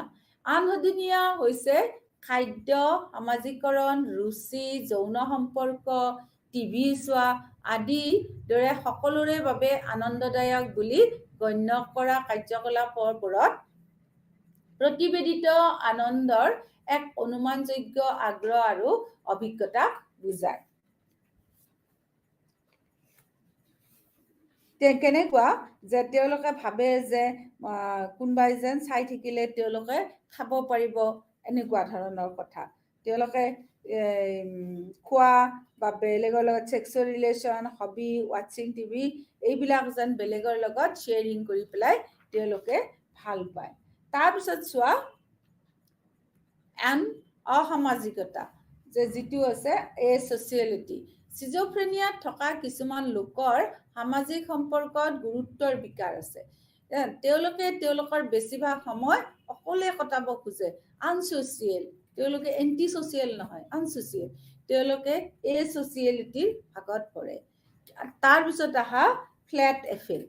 সমতল প্ৰভাৱটো কি? সমতল প্ৰভাৱ হৈছে আৱেগৰ বাহ্যিক অভিব্যক্তিৰ প্ৰভাৱ। এই লক্ষণ থকা ব্যক্তিসকলৰ মুখখন অপ্ৰকাশিত যেন লাগে। মুখখন পোকাৰ দৰে থাকে, আনফালে একদম নিষ্প্ৰাণভাৱে চাই থাকে আৰু মুখৰ পেশী সদায় স্থিৰ হৈ থাকে। তেওঁলোকৰ কণ্ঠস্বৰ সমতল আৰু সুৰহীন। এইখিনি হৈছে নিগেটিভৰ প্ৰকাৰ। নিগেটিভৰ প্ৰকাৰ আমি কেইটা পালো? যে এভলিউশ্যন, এলজিয়া, এনডিয়া, এছ'চিয়েলিটি আৰু ফ্লেট এফেক্ট। তাৰপিছত আহা ডিছঅৰ্গেনাইজ চিমটমছ। ডিছঅৰ্গেনাইজ চিমটমছৰ প্ৰথমতে পৰে কাক বোলে? যে ইয়াত কি হয়, ধাৰণাবিলাক সংগঠিত নহয় আৰু কোৱাত তেওঁলোক সমস্যাত কিছুমান অন্তৰ্ভুক্ত হৈ থাকে, যাতে শ্ৰোতাই বুজি পায়। তেওঁলোক সদায় উন্মাদনা, হতাশা আৰু ডিমেনচিয়াত ব্যস্ত হৈ থাকে। অসংগঠিত ভাষণত এজনে জানিব পাৰে যে কেন্দ্ৰীয় বস্তু আৰু ধাৰণাবোৰ বাৰে বাৰে উল্লেখ আছে, অৱশ্যে চিন্তাবোৰ সংযুক্ত নহয়। ভাষণৰ আঁৰৰ অৰ্থ উলিয়াবলৈ কঠিন হয়, কিন্তু তাৎপৰ্যপূৰ্ণভাৱে যোগাযোগ কৰিবলৈ অক্ষম হোৱাৰ বাবে দুৰ্বল বুদ্ধিমত্তা, সাংস্কৃতিক বঞ্চনাকাৰী দুৰ্বল পৰিৱেশৰ বাবে তেওঁলোক দায়ী নহয়। আৰু তেওঁলোকৰ চোৱা অসংগঠিত যিবিলাক বক্তৃতা আছে, তেওঁলোকৰ এইকেইটা ভাগ আমি দেখিবলৈ পাওঁ। এইটো পেজ নম্বৰ 151ত আছে। যে কি হৈছে, অসংগঠিত কিছুমান বক্তৃতাৰ ৰূপ আছে, যে নবন্যতাবাদ, লাইনচ্যুত, তাৰপিছত কথোপকথনৰ সংগঠনসমূহ, এলজিয়া, স্পৰ্শকাতৰ বক্তৃতা। ইয়াত এজন ব্যক্তিয়ে কি কৰে, যে অসংগঠিত প্ৰভাৱটোনো কেনেকুৱা আমি চাওঁ। যে ইয়াত এজন ব্যক্তিয়ে চিন্তা সংগঠিত কৰি যোগাযোগ কৰিব নোৱাৰে। তেওঁলোকৰ আচৰণবিলাক সংগঠিত কৰিব নোৱাৰে, মনৰ যিটো ভাৱ সংগঠিত কৰিব নোৱাৰে, আচৰণ সংগঠিত কৰিব নোৱাৰে, আৰু সামাজিক মানদণ্ডৰ সৈতে তেওঁলোক খাপ খায়। অসংগঠিত প্ৰভাৱৰ অৰ্থ হৈছে পৰিস্থিতিৰ প্ৰয়োজনীয়তাৰ সৈতে খাপ খোৱাকৈ আৱেগ সংগঠিত কৰাত তেওঁলোকে অসুবিধা পায়। তেওঁলোকে কোনো স্পষ্ট কাৰণ অবিহনে এটা আৱেগৰ পৰা আন এটালৈকে স্থানান্তৰিত হ'বলৈ তেওঁলোকে ভাল পায়। কেটটোনিয়া বা মটৰ ডাইফাংচনেল হৈছে অসংগঠিত আচৰণৰ এটা উদাহৰণ। কেটটোনিয়া থকা ব্যক্তিসকলক যদি তুমি লক্ষ্য কৰা, তেওঁলোকে চলাচল আৰু কথাৰ অনুপস্থিতি দেখাব পাৰে। তেওঁলোকৰ চাৰিওফালৰ বিষয়ে তেওঁলোক সম্পূৰ্ণভাৱে অজ্ঞাত। তেওঁলোকে ইকোলেলিয়া, তাৰমানে আন লোকৰ শব্দৰ কি কৰে, পুনৰাবৃত্তি কৰে। ইকোলালিয়া আৰু ইছ'প্ৰেক্সিয়া তাৰমানে আন কাৰ্যৰ পুনৰাবৃত্তিৰ কাৰণে তেওঁলোকে আন কাৰ্যৰ পুনৰাবৃত্তি কৰিব পাৰে সেই আন লোকৰ যদি কাৰ্যৰ পুনৰাবৃত্তি কৰে তেনে কেতিয়া আমি কি বুলি কওঁ ইছ'প্ৰেক্সিয়া আৰু ইকোলালিয়া এই দুটা প্ৰদৰ্শন কৰে তেওঁলোকে কিন্তু একে স্থিতিতে দীঘলীয়া সময় ৰৈ থাকিব পাৰে এতিয়া আহা সিজোফ্ৰেনিয়াৰ প্ৰকাৰনো কি কি সিজোফ্ৰেনিয়াৰ প্ৰকাৰ বুলিলে আচ্ছা আৰু এটা কথা তোমালোকে মন কৰিবা এই যে আমি যে অলপ আগতে যে পালো ইয়াতে যে ক'লে লাইনচ্যুত মানে ডিৰেইলমেণ্ট মানে কি হৈছে যে কোনো এজন ব্যক্তি ডিৰেইলমেণ্ট মানে চালাড ৱৰ্ড বুলি কয় চালাডত যেনেকৈ বেলেগ বেলেগ মানে উপকৰণবিলাক দিয়া হয় যেনে গাজৰ দিয়া হয় পিঁয়াজ দিয়া হয় টমেটো দিয়া হয় দি পেলাই চালাডখন বনোৱা হয় নিমখ দিয়া হয় ঠিক তেনেকে ডিৰেইলমেণ্ট অৰ লুজ এছ'চিয়েশ্যন হৈছে অসংগঠিত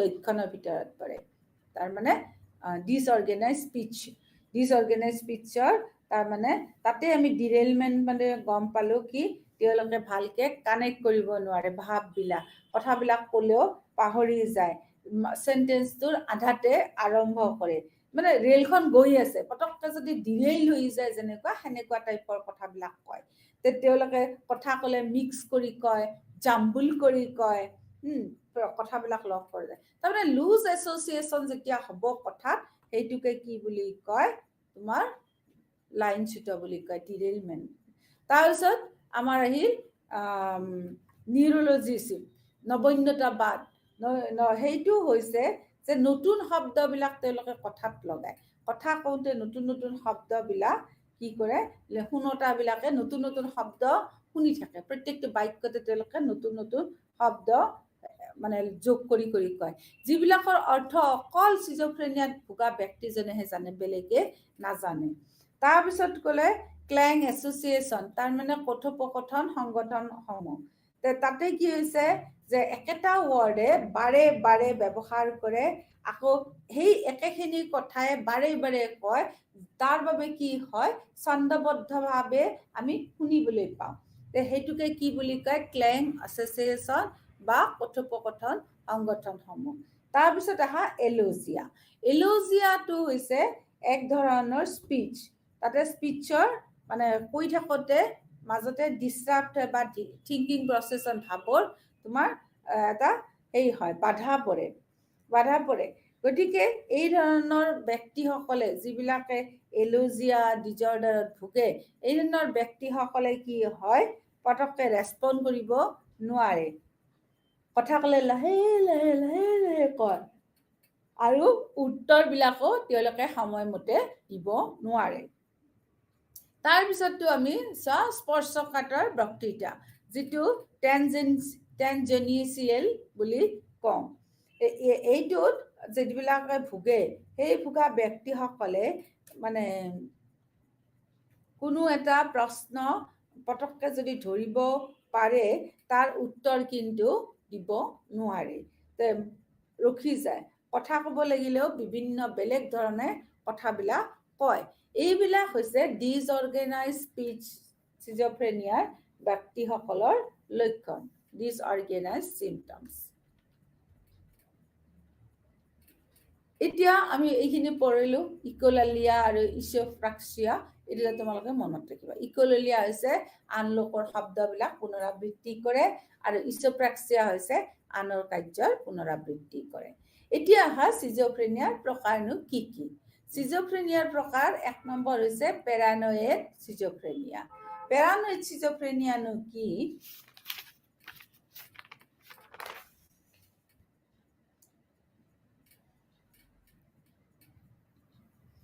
তাৰ আগতে আমি আৰু এটা বস্তু জানি থোৱাটো ভাল হ'ব সিজোফ্ৰেনিয়াৰ প্ৰকাৰবিলাক জনাৰ আগতে তোমালোকৰ কৈছে যে ডিসঅৰ্গেনাইজ যিখিনি আছিলে স্পীচৰ লগত ৰিলেটেড সেইখিনি মানে বিহেভিয়াৰবিলাক কেনেকুৱা তেনে ব্যক্তিবিলাকৰ যিবিলাকে কথা বেলেগক ফ'ল' কৰিব নোৱাৰে নতুন শব্দ প্ৰত্যেকটো লাইনতে কয় এই যে অসংগঠিত বাক্যৰ গঠন তেওঁলোকৰ যিটো আমি লক্ষ্য কৰোঁ যে তেওঁলোকৰ আচৰণবিলাক কি হয় সৰু বাচ্চাবিলাকৰ দৰে ইম'শ্যনছবিলাকো কোনো কাৰণ নোহোৱাকৈ ইম'শ্যনছবিলাকৰ পৰিৱৰ্তন কৰে মনুটোকালে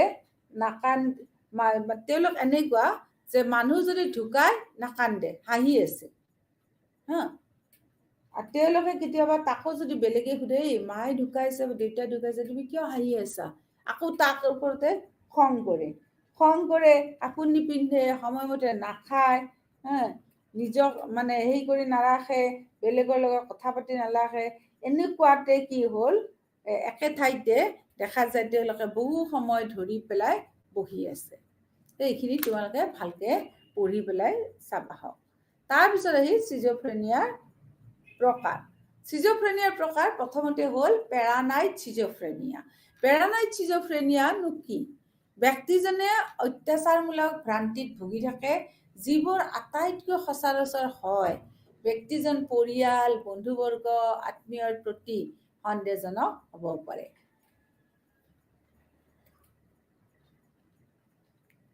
জাকজমকতাৰ ভ্ৰান্তি সচৰাচৰ হয় অদৃষ্টি আৰু সমালোচনামূলক বিচাৰৰ অভাৱ আছে ব্যক্তিসকলে অনিয়মীয়া আচৰণ কি কৰে প্ৰদৰ্শন কৰিব পাৰে মানুহে উচ্চ জ্ঞানীয় স্তৰত কাম কৰে আৰু তেওঁলোকৰ বাবে পূৰ্বানুমান সাধাৰণতে ভাল হয় দ্বিতীয়তে হৈছে অসংগঠিত চিজোফ্ৰেনিয়া বিশেষত্ববোৰ হৈছে অসংগঠিত বক্তব্য অসংগঠিত আচৰণ সমতল বা অনুপযুক্ত প্ৰভাৱ ইয়াক প্ৰথমতে হেবেফ্ৰনিয়া বুলি কোৱা হৈছিল ব্যক্তিজনৰ অদ্ভুত আচৰণ একান্তিকতা দিন সপোন অদ্ভুত ধৰ্ম আৰু দাৰ্শনিক বিষয়ৰ ইতিহাস আছে ব্যক্তিজনে অধিক নিৰপেক্ষ আৰু কল্পনাত ব্যস্ত হৈ পৰে ৰোগটো আগবাঢ়ি অহাৰ লগে লগে কি হ'ব ব্যক্তিজন আৱেগিকভাৱে অতি উদাসীন হৈ যাব আৰু শিশুসুলভ ব্যৱহাৰ কৰিবলৈ লয় সদায় কাৰ্যকলাপবোৰ নিয়ন্ত্ৰণ কৰাত তেওঁলোক কঠিন হৈ পৰে এইটো দিয়া আছে তোমালোকৰ পেজ নম্বৰ 153 পিকচাৰটো চোৱা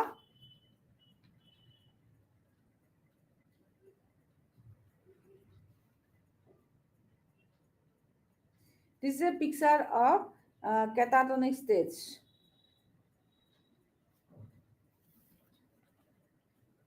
তাৰপিছত অসংগঠিত চিজোফ্ৰেনিয়া তো বিশেষত্ববোৰ হৈছে অসংগঠিত বক্তব্য অসংগঠিত আচৰণ সমতল বা অনুপযুক্ত প্ৰভাৱ ইয়াক প্ৰথমতে হেবফ্ৰেনিয়া বুলিও কোৱা হৈছিল ব্যক্তিজনৰ অদ্ভুত আচৰণ তাৰপিছত বিষয়ৰ ইতিহাস ঐকান্তিকতা দিন সপোন অদ্ভুত ধৰ্মীয় আৰু দাৰ্শনিক বিষয়ৰ ইতিহাস আছে ব্যক্তিজনে অধিক নিৰপেক্ষ আৰু কল্পনাত ব্যস্ত হৈ পৰে ৰোগটো আৰম্ভ যোৱাৰ লগে লগে ব্যক্তিজনে কি কৰিব আৱেগিকভাৱে উদাসীন হৈ পৰে আৰু সদায় নিজৰ কাৰ্যকলাপৰ প্ৰতি তেওঁ নিয়ন্ত্ৰণ কৰিবলৈ যাওঁতে তেওঁ সদায় কঠিন হৈ পৰে তাৰপিছত আহা যে কেটাটনিক চিজোফ্ৰেনিয়ানো কি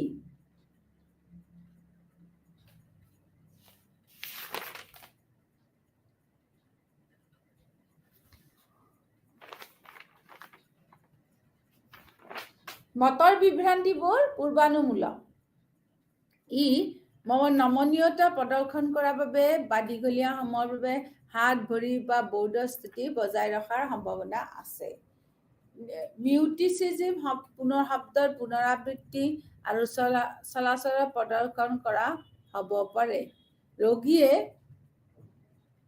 শব্দৰ পুনৰাবৃত্তি কৰে আৰু চলনৰ অনুকৰণ প্ৰদৰ্শন কৰা হ'ব পাৰে ৰোগীয়ে মুখ বিকৃত কৰাৰ দৰে অদ্ভুত আচৰণো প্ৰদৰ্শন কৰিব পাৰে আচ্ছা তাৰপিছত অহা প্ৰকাৰসমূহ কি কি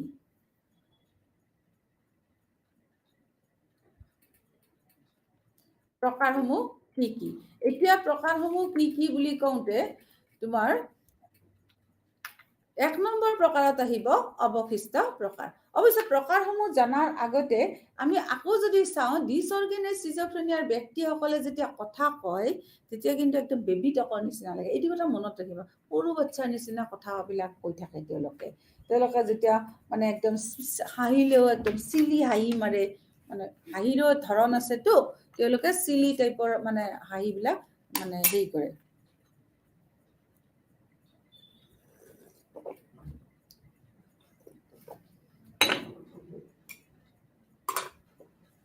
তেওঁলোকৰ মানে বেবী টক চিলি হেৰি কৰে, গতিকে সদায় সৰু বাচ্চাৰ নিচিনাকে ৰাখে। তোমালোকে ভাবি ল'বা সেইটো এটা। দ্বিতীয়তে আহিল তোমাৰ কি ক'লো এইটো আমি অৱশিষ্ট প্ৰকাৰ।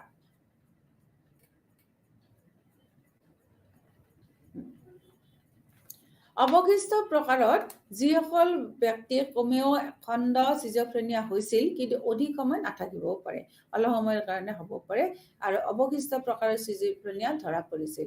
তেওঁলোকৰ অৱশিষ্ট কিছুমান আমি লক্ষণ পাওঁ, যেনে অস্বাভাৱিক ধাৰণা প্ৰদৰ্শন কৰে, কিন্তু এইটো বেছি সময় নাথাকে, খুব সোনকালে তেওঁলোকৰ সেইটো মানে ধৰাত পৰে আৰু নোহোৱা হৈ যায়। তাৰপিছত অহা অন্যান্য মানসিক বিকাৰ, আদাৰ সাইকটিক ডিজৰ্ডাৰ 5.7 আছে। সিজোফ্ৰেনিয়াৰ বিকাৰ, এয়া হৈছে এক সিজোফ্ৰেনিয়া বৰ্ণালী বিকাৰ যিসকল ব্যক্তিয়ে জীৱনত কিছু সময়ৰ বাবে সিজোফ্ৰেনিয়াৰ লক্ষণ অনুভৱ কৰে আৰু খণ্ডটোৰ পিছত সাধাৰণতে কম বেছি পৰিমাণে স্বাভাৱিকভাৱে কাম কৰিব পাৰে। তেওঁলোকক শ্ৰেণীবদ্ধ কৰিবলৈ ব্যৱহাৰ কৰা হয়। সফল চিকিৎসাৰ ক্ষেত্ৰত লক্ষণবোৰ নাইকিয়া হ'ব পাৰে। এইটো কিন্তু 1 নম্বৰ মানে 5.7.1 সিজোফ্ৰেনিয়া ডিজৰ্ডাৰ।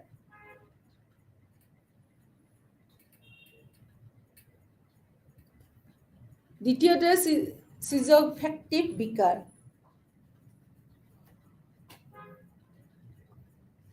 অৱশ্যে সিজোফ্ৰেনিয়া বিকাৰো কিন্তু বেছি দিন নাথাকে, খুব বেছি 6 মাহ থাকে বুলি তেওঁলোকে DSM বিলে কৈছে। তাৰপিছত আহা তোমাৰ সিজোফেক্টিভ ডিজৰ্ডাৰ। সিজোফেক্টিভ ডিজৰ্ডাৰ হৈছে এনে এক স্থিতি য'ত মানুহে সিজোফ্ৰেনিয়াৰ লক্ষণ আৰু মেজাজ বিকাৰৰ লক্ষণ দুইটা অনুভৱ কৰে। মানুহে কেইবাবছৰৰ জীৱনত গুৰুত্বপূৰ্ণ অসুবিধাৰ সন্মুখীন হয়। এজন ব্যক্তিয়ে মানসিক লক্ষণ আৰু মেজাজৰ লক্ষণ, মানসিক লক্ষণ মানে ভ্ৰম আৰু বিভ্ৰান্তি, ডিলিউশনছ আৰু হেলুচিনেশ্যন, আৰু মেজাজৰ লক্ষণ ডিপ্ৰেশ্যন আৰু এনজাইটি দুইটা অভাৱ অনুভৱ কৰে। এটা ডাঙৰ মেজাজ খণ্ডৰ অনুপস্থিতিত মানসিক বৈশিষ্ট্যবোৰ কমেও 2 বা অধিক সময় সপ্তাহৰ বাবে ব্যৱহাৰ কৰিব পাৰে। তাৰপিছত আহিল ভ্ৰান্তিকৰ বিকাৰ, ডিলিউশনেল ডিজৰ্ডাৰ। ই হৈছে এক প্ৰকাৰ মানসিক বিকাৰ য'ত এজন ব্যক্তিৰ কঠোৰ আৰু নিৰন্তৰ বিশ্বাস থাকে যি বাস্তৱৰ সৈতে কেতিয়াও খাপ নাখায়। ভ্ৰান্তিবোৰ প্ৰকৃতিত অত্যাচাৰ হ'ব পাৰে, বিশ্বাস কৰি লয় যে কোনোবাই তেওঁলোকক যেন বিষাক্ত কৰিবলৈ চেষ্টা কৰিছে, তেওঁলোকক যেন কোনোবাই ঈৰ্ষা কৰে। ইৰ'টটেমিয়া প্ৰকাৰ মানে উচ্চ স্থিতিৰ ব্যক্তিয়ে তেওঁলোকৰ সৈতে ভাল পায়। সমেটিক প্ৰকাৰ যে পোক পতংগৰ দ্বাৰা আক্ৰান্ত হয় বা মিশ্ৰিত প্ৰকাৰ। ভ্ৰান্ত বিশ্বাসবোৰ কিছু বিশ্বাসযোগ্য কিন্তু একেবাৰে সঁচা নহয়। সংক্ষিপ্ত মানসিক বিকাৰ, ই হৈছে এক প্ৰকাৰ মানসিক লক্ষণ, অসংগঠিত কথা বা আচৰণৰ আকস্মিক আৰম্ভণি। ব্যক্তিজনে সাধাৰণতে কাৰ্যৰ পূৰ্বস্তৰলৈকে ঘূৰি আহে আৰু আকৌ কেতিয়াবাও একোটা খণ্ড নাপাবও পাৰোঁ। তাৰপিছত হৈছে সিজোফ্ৰেনিয়াৰ অন্তৰ্নিহিত নৈমিত্তিক কাৰণ। এইটোত কৈছে যে 1 নম্বৰ আমি যদি চাওঁ যে বায়'লজিকেল আমি সিজোফ্ৰেনিয়াৰ কাৰণ হিচাপে পাওঁ। যে বায়'লজিকেল কাৰণত কি আহিব, যে 1 নম্বৰ আহিল আনুবংশিক কাৰণ। কথা স্পষ্ট যে এজন ব্যক্তিৰ সিজোফ্ৰেনিয়াৰ প্ৰতি অসংৰক্ষিত কৰা মানে ক্ষেত্ৰত মানে জিনটো, মানুহৰ জিনটো যথেষ্ট গুৰুত্বপূৰ্ণ। সিজোফ্ৰেনিয়া প্ৰকৃতিত পলিজেনিক পলিজেনিক কৰা হয় আৰু অৰ্থাৎ জিনৰ ভিতৰত অত্যাধিক সংমিশ্ৰণ হৈ থাকে, যাৰ বাবে তেওঁলোকে অত্যন্ত দুৰ্বল অনুভৱ কৰে।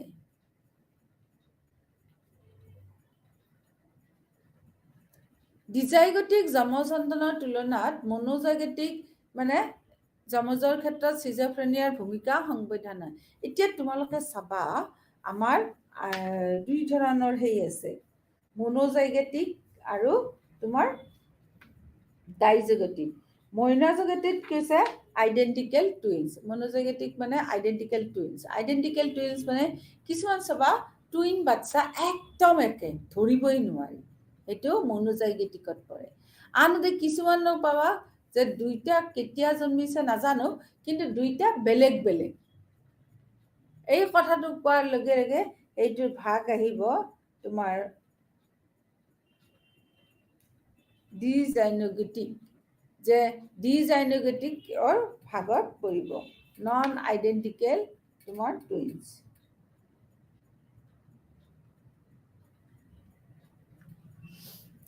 এতিয়া এই সহায়ক পৰিৱেশৰ চিজফ্ৰেনিয়াৰ বাবে আনুবংশিক দুৰ্বলতা থকা লোকসকলৰ বাবে সংৰক্ষণমূলক হ'বও পাৰে। চিজফ্ৰেনিয়াৰ বাবে কোনো এটা জিন নাই, বৰঞ্চ কেইবাটাও জিন মিশ্ৰণত কাম কৰাৰ ফলত চিজফ্ৰেনিয়াৰ কি হ'ব পাৰে, বৰ্ণালীৰ প্ৰতি দুৰ্বলতা হয়। চিজফ্ৰেনিয়াৰ মানে লাইটিঙৰ প্ৰতি তোমাৰ দুৰ্বলতা হোৱা আমি দেখিবলৈ পাওঁ। চিজফ্ৰেনিয়াৰ সৈতে সংঘটিত কৰা বিভেদমূলক যমজ সন্তানৰ সৈতে আমি কিমান পাৰ্থক্য পাওঁ, যে 17%, 17% আমি পাওঁ। ৰিচাৰ্চৰ মতে ৰিচাৰ্চৰ মতে অসামঞ্জস্যতা জন্মৰ জটিলতাৰ সৈতে সম্পৰ্কিত হোৱাৰ পথত, তাৰমানে যে সংগঠিত হ'বও পাৰে।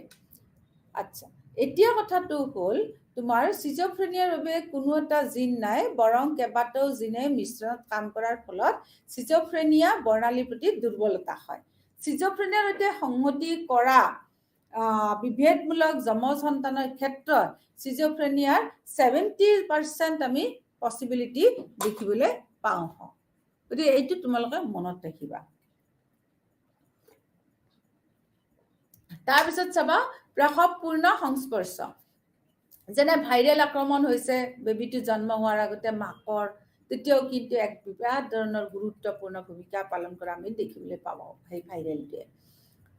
ৰুবেলা, টক্সোপ্লাজমিছিছৰ দৰে এনেকুৱা যদি বেমাৰত মাকজনীয়ে যদি ইনফেক্টেড হয়, তেনেহ'লে আমাৰ পৃথিৱীত চিজফ্ৰেনিয়াৰ মাত্ৰাটো বাঢ়ি যাব। RH-ৰ মতে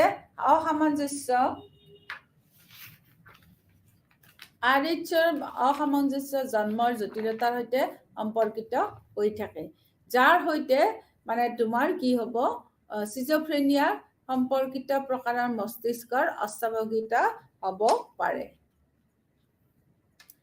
গৰ্ভধাৰণ আৰু জন্মৰ জটিলতাই বিকাশৰ মানে সংকটজনক সময়ত মগজুৰ ক্ষতি কৰিব পাৰে, যাৰ ফলতো কিন্তু ডিমেনচিয়াৰ চিকাৰ হ'ব পাৰে। প্ৰাৰম্ভিক পুষ্টিৰ মানে অভাৱ, যাৰ ফলত মাতৃৰ চাপ অস্বাভাৱিক মস্তিষ্কৰ বিকাশৰ সৈতে সম্পৰ্কিত হৈ থাকে আৰু ফলত চিজফ্ৰেনিয়াৰ বিকাশ হয়। তাৰপিছত অহা 3 নম্বৰ, স্নায়ু বিকাশৰ কাৰণসমূহ।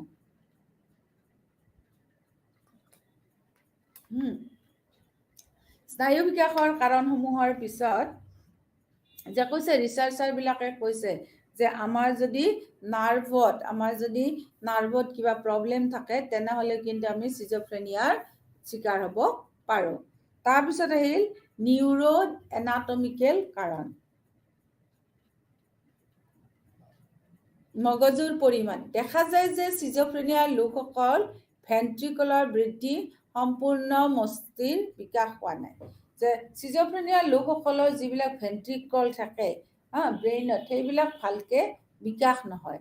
মস্তিষ্কৰ অস্বাভাৱিকতাই কি কৰি দিব পাৰে, ৰোগৰ আগতে হ'ব পাৰে।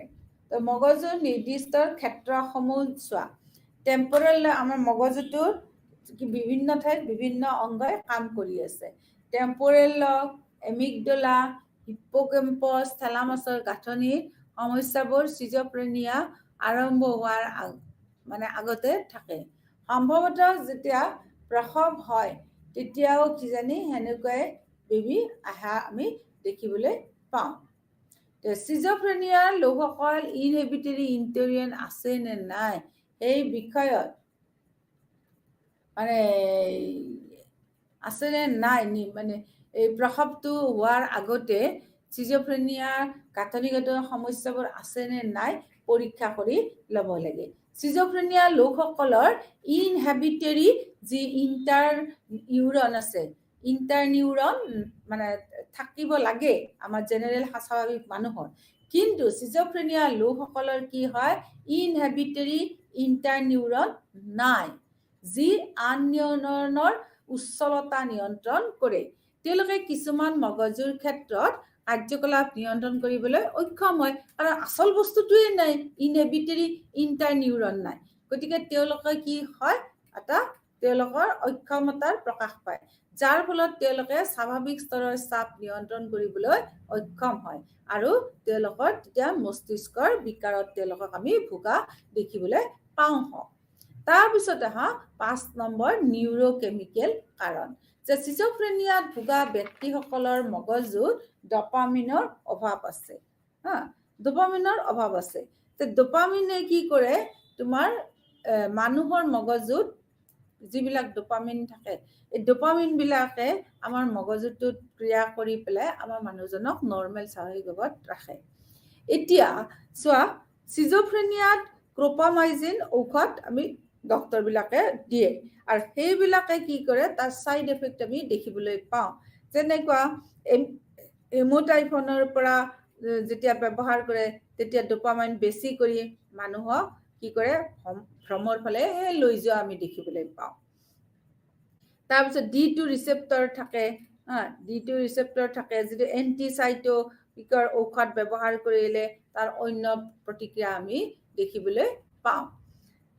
তাৰপিছত চোৱা, ইয়াতে আমি পিছত সময় পালে আমি আলোচনা কৰিম কি কি আমি নিউৰোকেমিকেল ফেক্টৰৰ কাৰণে সিজোফ্ৰেনিয়াত মানুহবিলাকে ভোগে। তাৰ আগতে আমি শেষ কৰি লওঁ যে গ্লুটামেট হাইপথেচিছটো কি। ই এক উচ্চাসিত নিউৰো ট্ৰেন্সমিটাৰ। গ্লুটামেট হাইপথেচিছ হৈছে এক উচ্চাসিত নিউৰো ট্ৰেন্সমিটাৰ আৰু ৰিচেপ্টৰবোৰক NMDA ৰিচেপ্টৰ বুলি কোৱা হয়। NMDA ৰিচেপ্টৰ বুলি কোৱা হয়। এইটো মনত ৰাখিবা। ডপামিন ৰিচেপ্টৰবোৰৰ গ্লুটামাইন মুকলি হোৱাত বাধা দিয়া দেখা গৈছে। অত্যধিক সক্ৰিয় ডপামিনাৰ্জিক প্ৰণালীৰ ফলত গ্লুটামেটৰ ঘাটি হয়। নিউৰোকগনিটিভ কাৰক আমি তাৰপিছত পাওঁ। নিউৰোকগনিটিভ কাৰকৰ কাৰণেও মানুহবিলাক সিজোফ্ৰেনিয়াত ভোগে। সিজোফ্ৰেনিয়াত ভোগা ব্যক্তিসকলে নিউৰোচাইকলজিকেল কামৰ সংখ্যাৰ ওপৰত ব্যক্তিক নিয়ন্ত্ৰণ কৰাতকৈ অধিক দুৰ্বল প্ৰদৰ্শন কৰে। চকু ট্ৰেকিং বেকাৰ, লেহেম প্ৰতিক্ৰিয়া, দুৰ্বল মনোযোগ, দুৰ্বল কৰ্ম সংস্কৃতি ইত্যাদি আমি দেখিবলৈ পাওঁ। মানসিক আৰু সাংস্কৃতিক নৈমিত্তিক কাৰণ। এতিয়া গ্ৰেগৰী বেটছনৰ দ্বাৰা সিজোফ্ৰেনিয়াৰ সৈতে দ্বৈত বন্ধন অনুমান বিকশিত হয়। তেওঁৰ মতে সিজোফ্ৰেনিয়া পাৰস্পৰিকভাৱে অসংগত ধাৰণা, অনুভূতি আৰু দাবীৰ সৈতে উত্থাপন কৰাৰ ফলস্বৰূপেহে সৃষ্ট হৈছে বুলি তেওঁ ক'ব খোজে। তাৰপিছত চোৱা, আন্তঃব্যক্তিগত সম্পৰ্ক। দেখা যায় সিজোফ্ৰেনিয়াত থকা লোকসকলে প্ৰকাশিত আৱেগৰ ওপৰত পৰিয়ালবোৰৰ সৈতে বাস কৰে আৰু প্ৰকাশিত আৱেগ কম পৰিয়ালৰ সৈতে বাস কৰা ৰোগীসকলৰ অধিক পুনৰাবৃত্তিৰ সন্মুখীন হয়। আন্তঃব্যক্তিগত সম্পৰ্ক এটা আছে, তাতে দেখা যায় যে সিজোফ্ৰেনিয়াত ব্যক্তিসকলে প্ৰকাশিত আৱেগৰ পৰিয়ালৰ সৈতে বাস কৰে আৰু প্ৰকাশিত আৱেগ কম পৰিয়ালৰ সৈতে বাস কৰা ৰোগীসকলৰ তুলনাত অধিক পুনৰাবৃত্তিৰ সন্মুখীন হয়। আমি দেখো যে নগৰত যিবিলাকে জীৱন যাপন কৰে তেওঁলোকৰো কিন্তু বেছিভাগ মানুহৰে আমি সাইকোলজিকেলি দেখো যে তেওঁলোক সিজোফ্ৰেনিয়াৰ চিকাৰ হ'ব লাগে। দ্বিতীয়তে কি চাবা, প্ৰব্ৰজন হ'লেও বেলেগ এঠাইৰ পৰা আন ঠাইলৈকে যেতিয়া মাইগ্ৰেট হয় তেতিয়াও কিন্তু কিছুমান মানুহ সিজোফ্ৰেনিয়াত ভুগিব পাৰে। আকৌ আমি দেখিছোঁ যে যিবিলাকে তোমাৰ কেনাবিছ এবিউজ কৰে, গাঁজা চাজা ব্যৱহাৰ কৰে, সেই ব্যক্তিসকলেও কিন্তু সিজোফ্ৰেনিয়াৰ বিকাৰ হ'ব পাৰে। তাৰমানে তোমাৰ কি হ'ল, তুমি যদি ভালকে চোৱা যে মানসিক আৰু সাংস্কৃতিক নৈমিত্তিক কাৰণো কিছুমান আমি পালোঁ। যেনেকে আমি বায়'লজিকেল কাৰণ পাইছিলোঁ। বায়'লজিকেল কাৰণৰ পাছত আমি যদি ষ্টাডি কৰোঁ তেতিয়া দেখিম কিছুমান মানুহ কিন্তু সাংস্কৃতিক কালচাৰেলৰ কাৰণেও, যাৰ ঘৰত কম মানুহ থাকে তেওঁলোকে ভালকে কথাখিনি তেওঁলোকৰ বিকাশ কৰিব নোৱাৰে। পৰিয়ালৰ মাজত সম্পৰ্কটোৰ ওপৰতো কিন্তু সিজোফ্ৰেনিয়াৰ ব্যক্তিসকলৰ মনটো নিৰ্ভৰ কৰে। নগৰত থাকিলে মানুহবিলাকৰ জীৱন যাপনটো অলপ বেলেগ ধৰণৰ হয়, তেতিয়াও সিজোফ্ৰেনিয়াৰ চিকাৰ হ'ব পাৰে। বেলেগ ঠাইৰ পৰা আহিলেতো ক'লোৱেই তোমালোকক। আকৌ যদি তেওঁলোকে কি কৰে, গাঁজা জাতীয় বস্তু ব্যৱহাৰ কৰে তেতিয়াও তেওঁলোকে সিজোফ্ৰেনিয়াৰ বিকাৰ হ'ব পাৰে। কোনোবা চোৱা যদি একেলগে থাকে তেতিয়া কোনোবা যদি চাকৰি নাপায় ল'ৰাই, তেতিয়া ঘৰত গালি পাৰে ল'ৰাজনক, আৰু ল'ৰাজনক গালি পাৰিলে সি কি কৰে, তেতিয়া সেই ল'ৰাজনে কিছুমান অসংগঠিত ভাৱৰ বিকাশ হয় সেই ল'ৰাজনৰ তাতে, আৰু তেতিয়া সেই ল'ৰাজনো সিজোফ্ৰেনিয়াৰ তোমাৰ বিকাৰ হ'ব পাৰে। গতিকে এতিয়া সিজোফ্ৰেনিয়াৰ এই যে কাৰণবিলাকৰ পিছত আমি এতিয়া চোৱা ট্ৰিটমেণ্টবিলাক আমি কেনেকৈ কৰিব পাৰোঁ। ট্ৰিটমেণ্টবিলাক কৰিব লাগিলে আমি সিজোফ্ৰেনিয়াৰ কি আমি ল'ব পাৰোঁ, যে জৈৱিক চিকিৎসা কৰিব পাৰোঁ। ইনচুলিন কিছুমান থেৰাপি ল'ব পাৰোঁ। ইনচুলিন থেৰাপি, কনভালচিভ থেৰাপি বা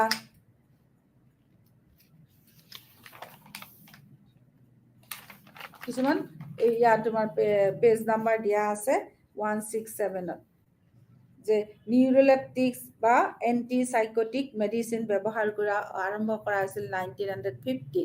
গতিকে এইখিনিত কি হৈছে যে মানুহক সিজোফ্ৰেনিয়াৰ পৰা উদ্ধাৰ কৰাৰ কাৰণে এটা আশা দেখিছিল 1950 চনত। তাৰপিছত হেলিউচনৰ পৰা তেওঁলোকক মুক্তি দিছিল নিউৰোলেপটিক বা এণ্টিচাইকটিক মেডিচিনবিলাক ব্যৱহাৰ কৰি। ক্লৰমাজিন আৰু টাৰডাইপ ডাইস্কাৰ্নিচিয়া, এইবিলাক তোমালোক পাৰ্কিনছনত ভোগাবিলাকেও এনেকুৱা কিছুমান দিছিলে তোমাৰ আনি পেলাই কিছুমান মানে দৰৱ দিছিলে। কিন্তু চোৱা পৰিৱেশটো লাগিব, ইলেক্ট্ৰকনভালচিভ তোমাৰ ট্ৰিটমেণ্ট কৰিব লাগিলে কিন্তু সেইটো খুব ইফেক্টিভ নহয় বুলি কৈছে, যে চুগাৰৰ লেভেলটো কমি যায়, কমা থেৰাপি দিব লাগে য'ত ব্লাড চুগাৰটো দিয়া হয়। গতিকে এনেকুৱা ধৰণৰ থেৰাপিৰ ওপৰত আমাৰ কৰিছে। তোমালোকে চোৱা ডায়েথিছ ষ্ট্ৰেছ মডেল সিজোফ্ৰেনিয়াৰ যিটো আছে, যে ক'ৰ পৰা কেনেকৈ মানুহ এজনে সিজোফ্ৰেনিয়াৰ বিকাৰৰ কবলত পৰে কোনেও ক'ব কিন্তু নোৱাৰে। গতিকে ডায়েথিছ মানে এইটো তোমালোকে চাবা। এতিয়া চোৱা ডায়েথিছ ষ্ট্ৰেছ মডেলত কৈছে যিবিলাক আমাৰ বায়'লজিকেল ফেক্টৰ আছে সেই ফেক্টৰবিলাকে সিজোফ্ৰেনিয়াত কিন্তু এক বিশাল মানে ব্যৱহাৰ কৰিব পাৰে, বিশাল ধৰণৰ প্ৰভাৱ পেলাব পাৰে। তো বায়'লজিকেল ফেক্টৰৰ লগত যদি আকৌ এনভাইৰনমেণ্টেল ফেক্টৰটো পৰে, তেতিয়াহ'লে ধৰা এনভাইৰনমেণ্টেল ফেক্টৰ মানে মাক দেউতাকৰ মানে সেইটো কেনেকৈ কথা কয়, মাক দেউতাকৰ কথাৰ ওপৰত যেনেকৈ মানে নিৰ্ভৰ কৰে, ঠিক তেনেকৈ বাহিৰা কিছুমান কেনেকুৱা হয়, তাত জন্মৰ আগতে প্ৰিনেটেল যিবিলাক কিছুমান এক্সপ'জাৰ থাকে বা ধৰা ইনফেকশ্যন থাকে বা ষ্ট্ৰেছ থাকে, তেতিয়াও কিন্তু দুইটা মিলি ডায়েথিছ হৈছে দ্বৈত, যে বায়'লজিকেলি মানুহজনৰ ওপৰত কিছুমান প্ৰভাৱ আছে, আকৌ যদি এনভাইৰনমেণ্টৰ পৰাও আহে, প্ৰিনেটেল ষ্টেজত পোৱা ধৰা যিটো আহে, তাৰপিছত ইনফেকশ্যনৰ দ্বাৰা বা ষ্ট্ৰেছ পালে, এই দুইটাৰে কম্বিনেশ্যনত যিটো মানে তোমাৰ হয় সিজোফ্ৰেনিয়াৰ চিকাৰ হয়, সেই চিকাৰত ভোগা ব্যক্তিসকলক কিন্তু কি বোলে ডায়েথিছ ষ্ট্ৰেছ মডেলৰ বিকাৰ বুলি কোৱা যায়। তাৰপিছত চোৱা কিছুমান আদাৰ আৰু কৈছে যে সিজোফ্ৰেনিয়াৰ উপৰিও আৰু 4টা সাইকটিক ডিজঅৰ্ডাৰ আছে, যে সিজোফ্ৰেনিয়াম ডিজঅৰ্ডাৰ, ক্লাছিফাই মানে সেইবিলাক মানুহক কৰে যিবিলাকে অলপ জীৱনৰ অলপ সময়হে সিজোফ্ৰেনিয়াৰ শিকাৰ হয়, গোটেই জীৱনটো নহয়। গতিকে সেইটো কি কয়, সিজোফ্ৰেনিয়া ফৰম ডিজঅৰ্ডাৰ বুলি কয়। তাৰপিছত কৈছে যে এবাৰ বা দুবাৰেই পায়। তাৰপিছত সাইকো এফেক্টিভ ডিজঅৰ্ডাৰ পালো, য'ত কি হয় তোমাৰ মুড ডিজঅৰ্ডাৰ আৰু সিজোফ্ৰেনিয়া দুইটা লগ হৈ থাকে। তাৰপিছত পালো আমি 3 নম্বৰ পালো ডিলিউশনেল ডিজঅৰ্ডাৰ, যিটো মানে সিজোফ্ৰেনিয়াৰ পৰা একদম বেলেগ। সেইটোৱে কি হয় আমাক ভ্ৰমৰ বশৱৰ্তী কৰে। গতিকে এই চোৱা ছাত্ৰ ছাত্ৰীসকল, তোমালোকে একদম প্ৰথমৰ পৰা চোৱা,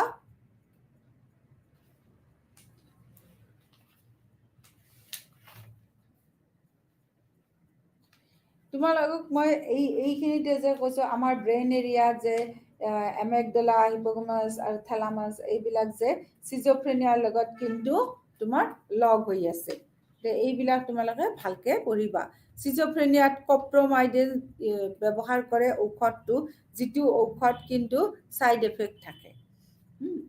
যেনেকুৱা এণ্টিসাইকটিক ড্ৰাগছ ক্ল'ৰমাইজিন ইউজ কৰে, যিটোৱে নিগেটিভ হেৰি কৰে, পাৰ্কিনছনৰ লগত একদম একেই হয়।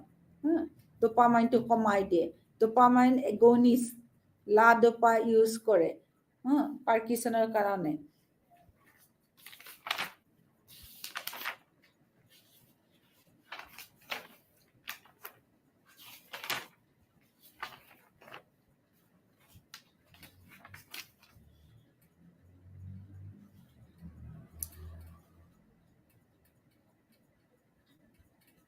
তাৰপিছত তোমালোকে এইটো মনত ৰাখিবা যে আইডেণ্টিকেল আৰু নন আইডেণ্টিকেল, যে টুইন বেবীবিলাক দুজন যদি টুইন বেবী একদম একে হয় সেইটো কি ক'ব, মনোজাইগেটিক।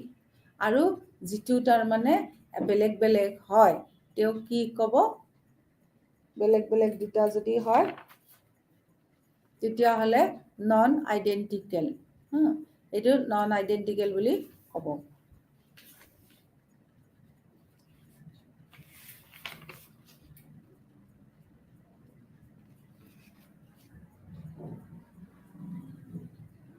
মানসিক বিকাৰ এইমাত্ৰ তোমালোকক ক'লো, সিজোফ্ৰেনিয়াম বিকাৰ আৰু সিজোৰেক্টিক বিকাৰ। তাৰপিছত অসংগঠিত আমি সিজোফ্ৰেনিয়াবিলাক আলোচনা কৰিলোঁ। কেটাটনিক সিজোফ্ৰেনিয়া কৰিলোঁ। কেটাটনিক সিজোফ্ৰেনিয়াটো খুব ইম্পৰ্টেণ্ট হয়। মুঠতে সিজোফ্ৰেনিয়াত ভোগা ব্যক্তিসকলৰ কি হয়, সদায় মনত এটা ভাৱ থাকে যে কোনোবাই তেওঁক ফ'ল' কৰি আছে, কোনোবাই তেওঁৰ বিষয়ে ভাবি আছে, কোনোবা ভগৱানে তেওঁক কৈছে, এনেকুৱা যিবিলাক মানে বশৱৰ্তী হয় মনত ভাৱবিলাকৰ, তেতিয়া আমি সিজোফ্ৰেনিয়াৰ শিকাৰ হোৱা বুলি আমি ভাবোঁ।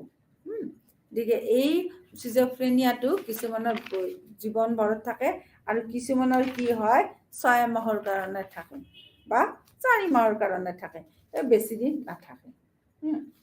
গতিকে 4টাই আমি প্ৰকাৰ পালোঁ, ডিলিউচিনেশ্যন ভ্ৰম, হেলুচিনেশ্যন বিভ্ৰান্তি, আৰু 3 নম্বৰ হৈছে ডিসঅৰ্গেনাইজ স্পীচ, যিটো অসংগঠিত ভাষা। 4 নম্বৰ হৈছে গ্ৰছলি অৰ্গেনাইজ বা কেটাটনিক সিজোফ্ৰেনিয়া। এই 4টা তোমালোকে ভালকে মনত ৰাখিবা। 5 নম্বৰটো কৈছে যে ডিমিনিছ ইমোচনেল এক্সপ্ৰেছন আছে, কিছুমান মানে নিগেটিভ চিমটমছ লৈ আছে। গতিকে এইটো এটা। গতিকে তাৰপিছত কেছ ষ্টাডি তোমালোকে চোৱা। কেছ ষ্টাডি এটা আছে জন ফৰ্বছত, নোবেল প্ৰাইজ পাইছিলে 1994ত, আৰু তেওঁৰ লাইফটো আমি এইটো সিজোফ্ৰেনিয়া চিকাৰৰ বিষয়ে আমি তেওঁৰ সেইটো পাম। আৰু এইটো পেজ নাম্বাৰ আছে 145ত, বক্স নাম্বাৰ 5.2ত আছে। পজিটিভ চিমটমছবিলাক তোমালোকে মন কৰিবা।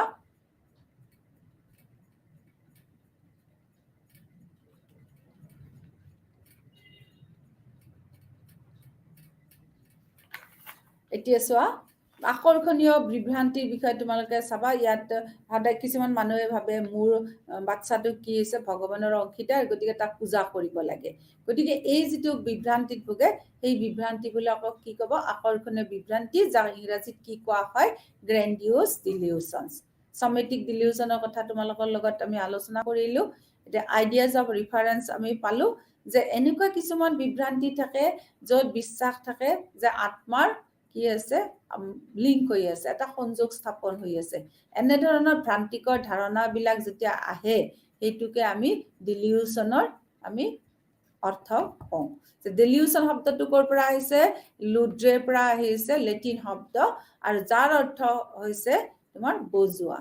বিভ্ৰান্তি হৈছে এনে কৌশল যাক মনটোৱে কি হ'ব, এজন ব্যক্তিৰ ওপৰত অনবৰতে প্ৰবঞ্চনা কৰে, যি ভাবে সেইমতে নহয়, মনটোৱে কিবা এটা বেলেগ ভাবি থাকে। গতিকে তোমালোকে এইখিনি ভালকে চাবা, হেলিউচনছ কি, ডিলিউচনছ কি, ডিসঅৰ্গেনাইজ স্পিচ কি, আৰু ডায়েথেচিছ ষ্ট্ৰেছ মডেল।